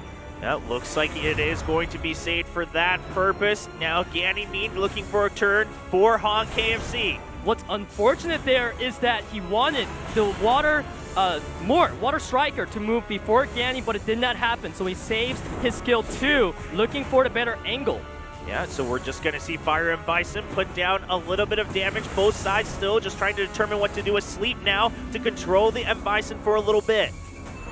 The control is there, but there's also a cleanse on the side of Fran. Silent Control deciding to save that for now. Wants to boost up the damage from the Ragdoll, and it's doing a lot. It is doing a lot, as you mentioned. I mean, Lucia's there for a lot of that sustain and the lockdown as well. Is she going to get a chance? We're going to see the AoE, the strips, just a little bit here and there. To be honest, I am not a huge fan of that move. I'd rather he put attack break on Ragdoll, but whatever the case, at this point, Ilusha is locked down, but no longer. Oh, she is free. She flies free once again in this game. Han KFC gets another chance to Purify coming out for herself to stay alive just a bit longer. Annabelle, do you go for the armor break? Do you go for the sleeps? He's going for the sleeps. He wants to cycle into skill 2 to save the Ilusha, but it does not work out. Not able to close out the combos right there for themselves. So Ragdoll still piling on the damage onto Ilusha. Ilusha's so close to being eliminated.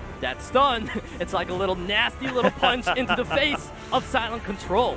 Ilusha doesn't have many options, just looking to choose a target. Does get the freeze onto Hagon. But Fran is here looking for the kill. Onto the Ilusha! My gosh, Ilusha lives! Annabelle is here. Definitely going for a girl's prayer. 11,000 healing is gonna buy some time. Ganny gonna buy even more time on KFC. He's trying to bring the reins back for himself right now. Water Striker sitting on no skills, but Ilusha with the 2-turn sleep is gonna be so reliable. Oh, and gets the heal for herself. Now looking for a target for that 2-turn sleep. Who's it going to be?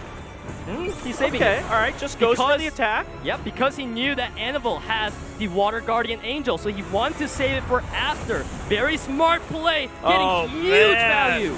Oh, this Hagon has been locked down so much by the Ilusha. Ilusha's getting so much counters, getting freezes left and right. This is why I love that unit. And we look at Han KFC looking so good. Han KFC survived all that damage against his Ilusha and now has a monster lead. Hagon also so close to being eliminated. He's out from Ganymede. Ragdoll still asleep in this game. That 1 HP on the Ilusha is coming to bite Silent Control's butt. You look at the Purify, it just heals her to full HP.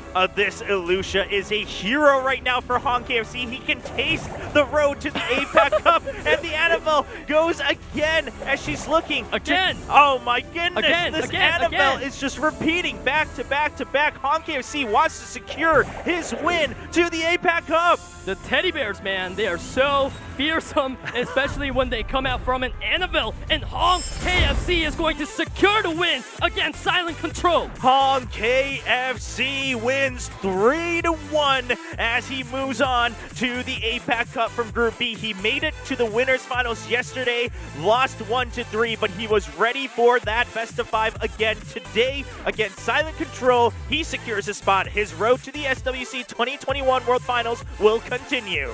I love how Han KFC kept switching up his draft, but only the 2 units that wasn't changed was Ganny Oki always, and it worked out fantastically. It worked out very well. Oki, of course, being banned out at the end, but Han KFC still happy to work with what he had. Well, let's take a look at how this best of 5 started, Peter.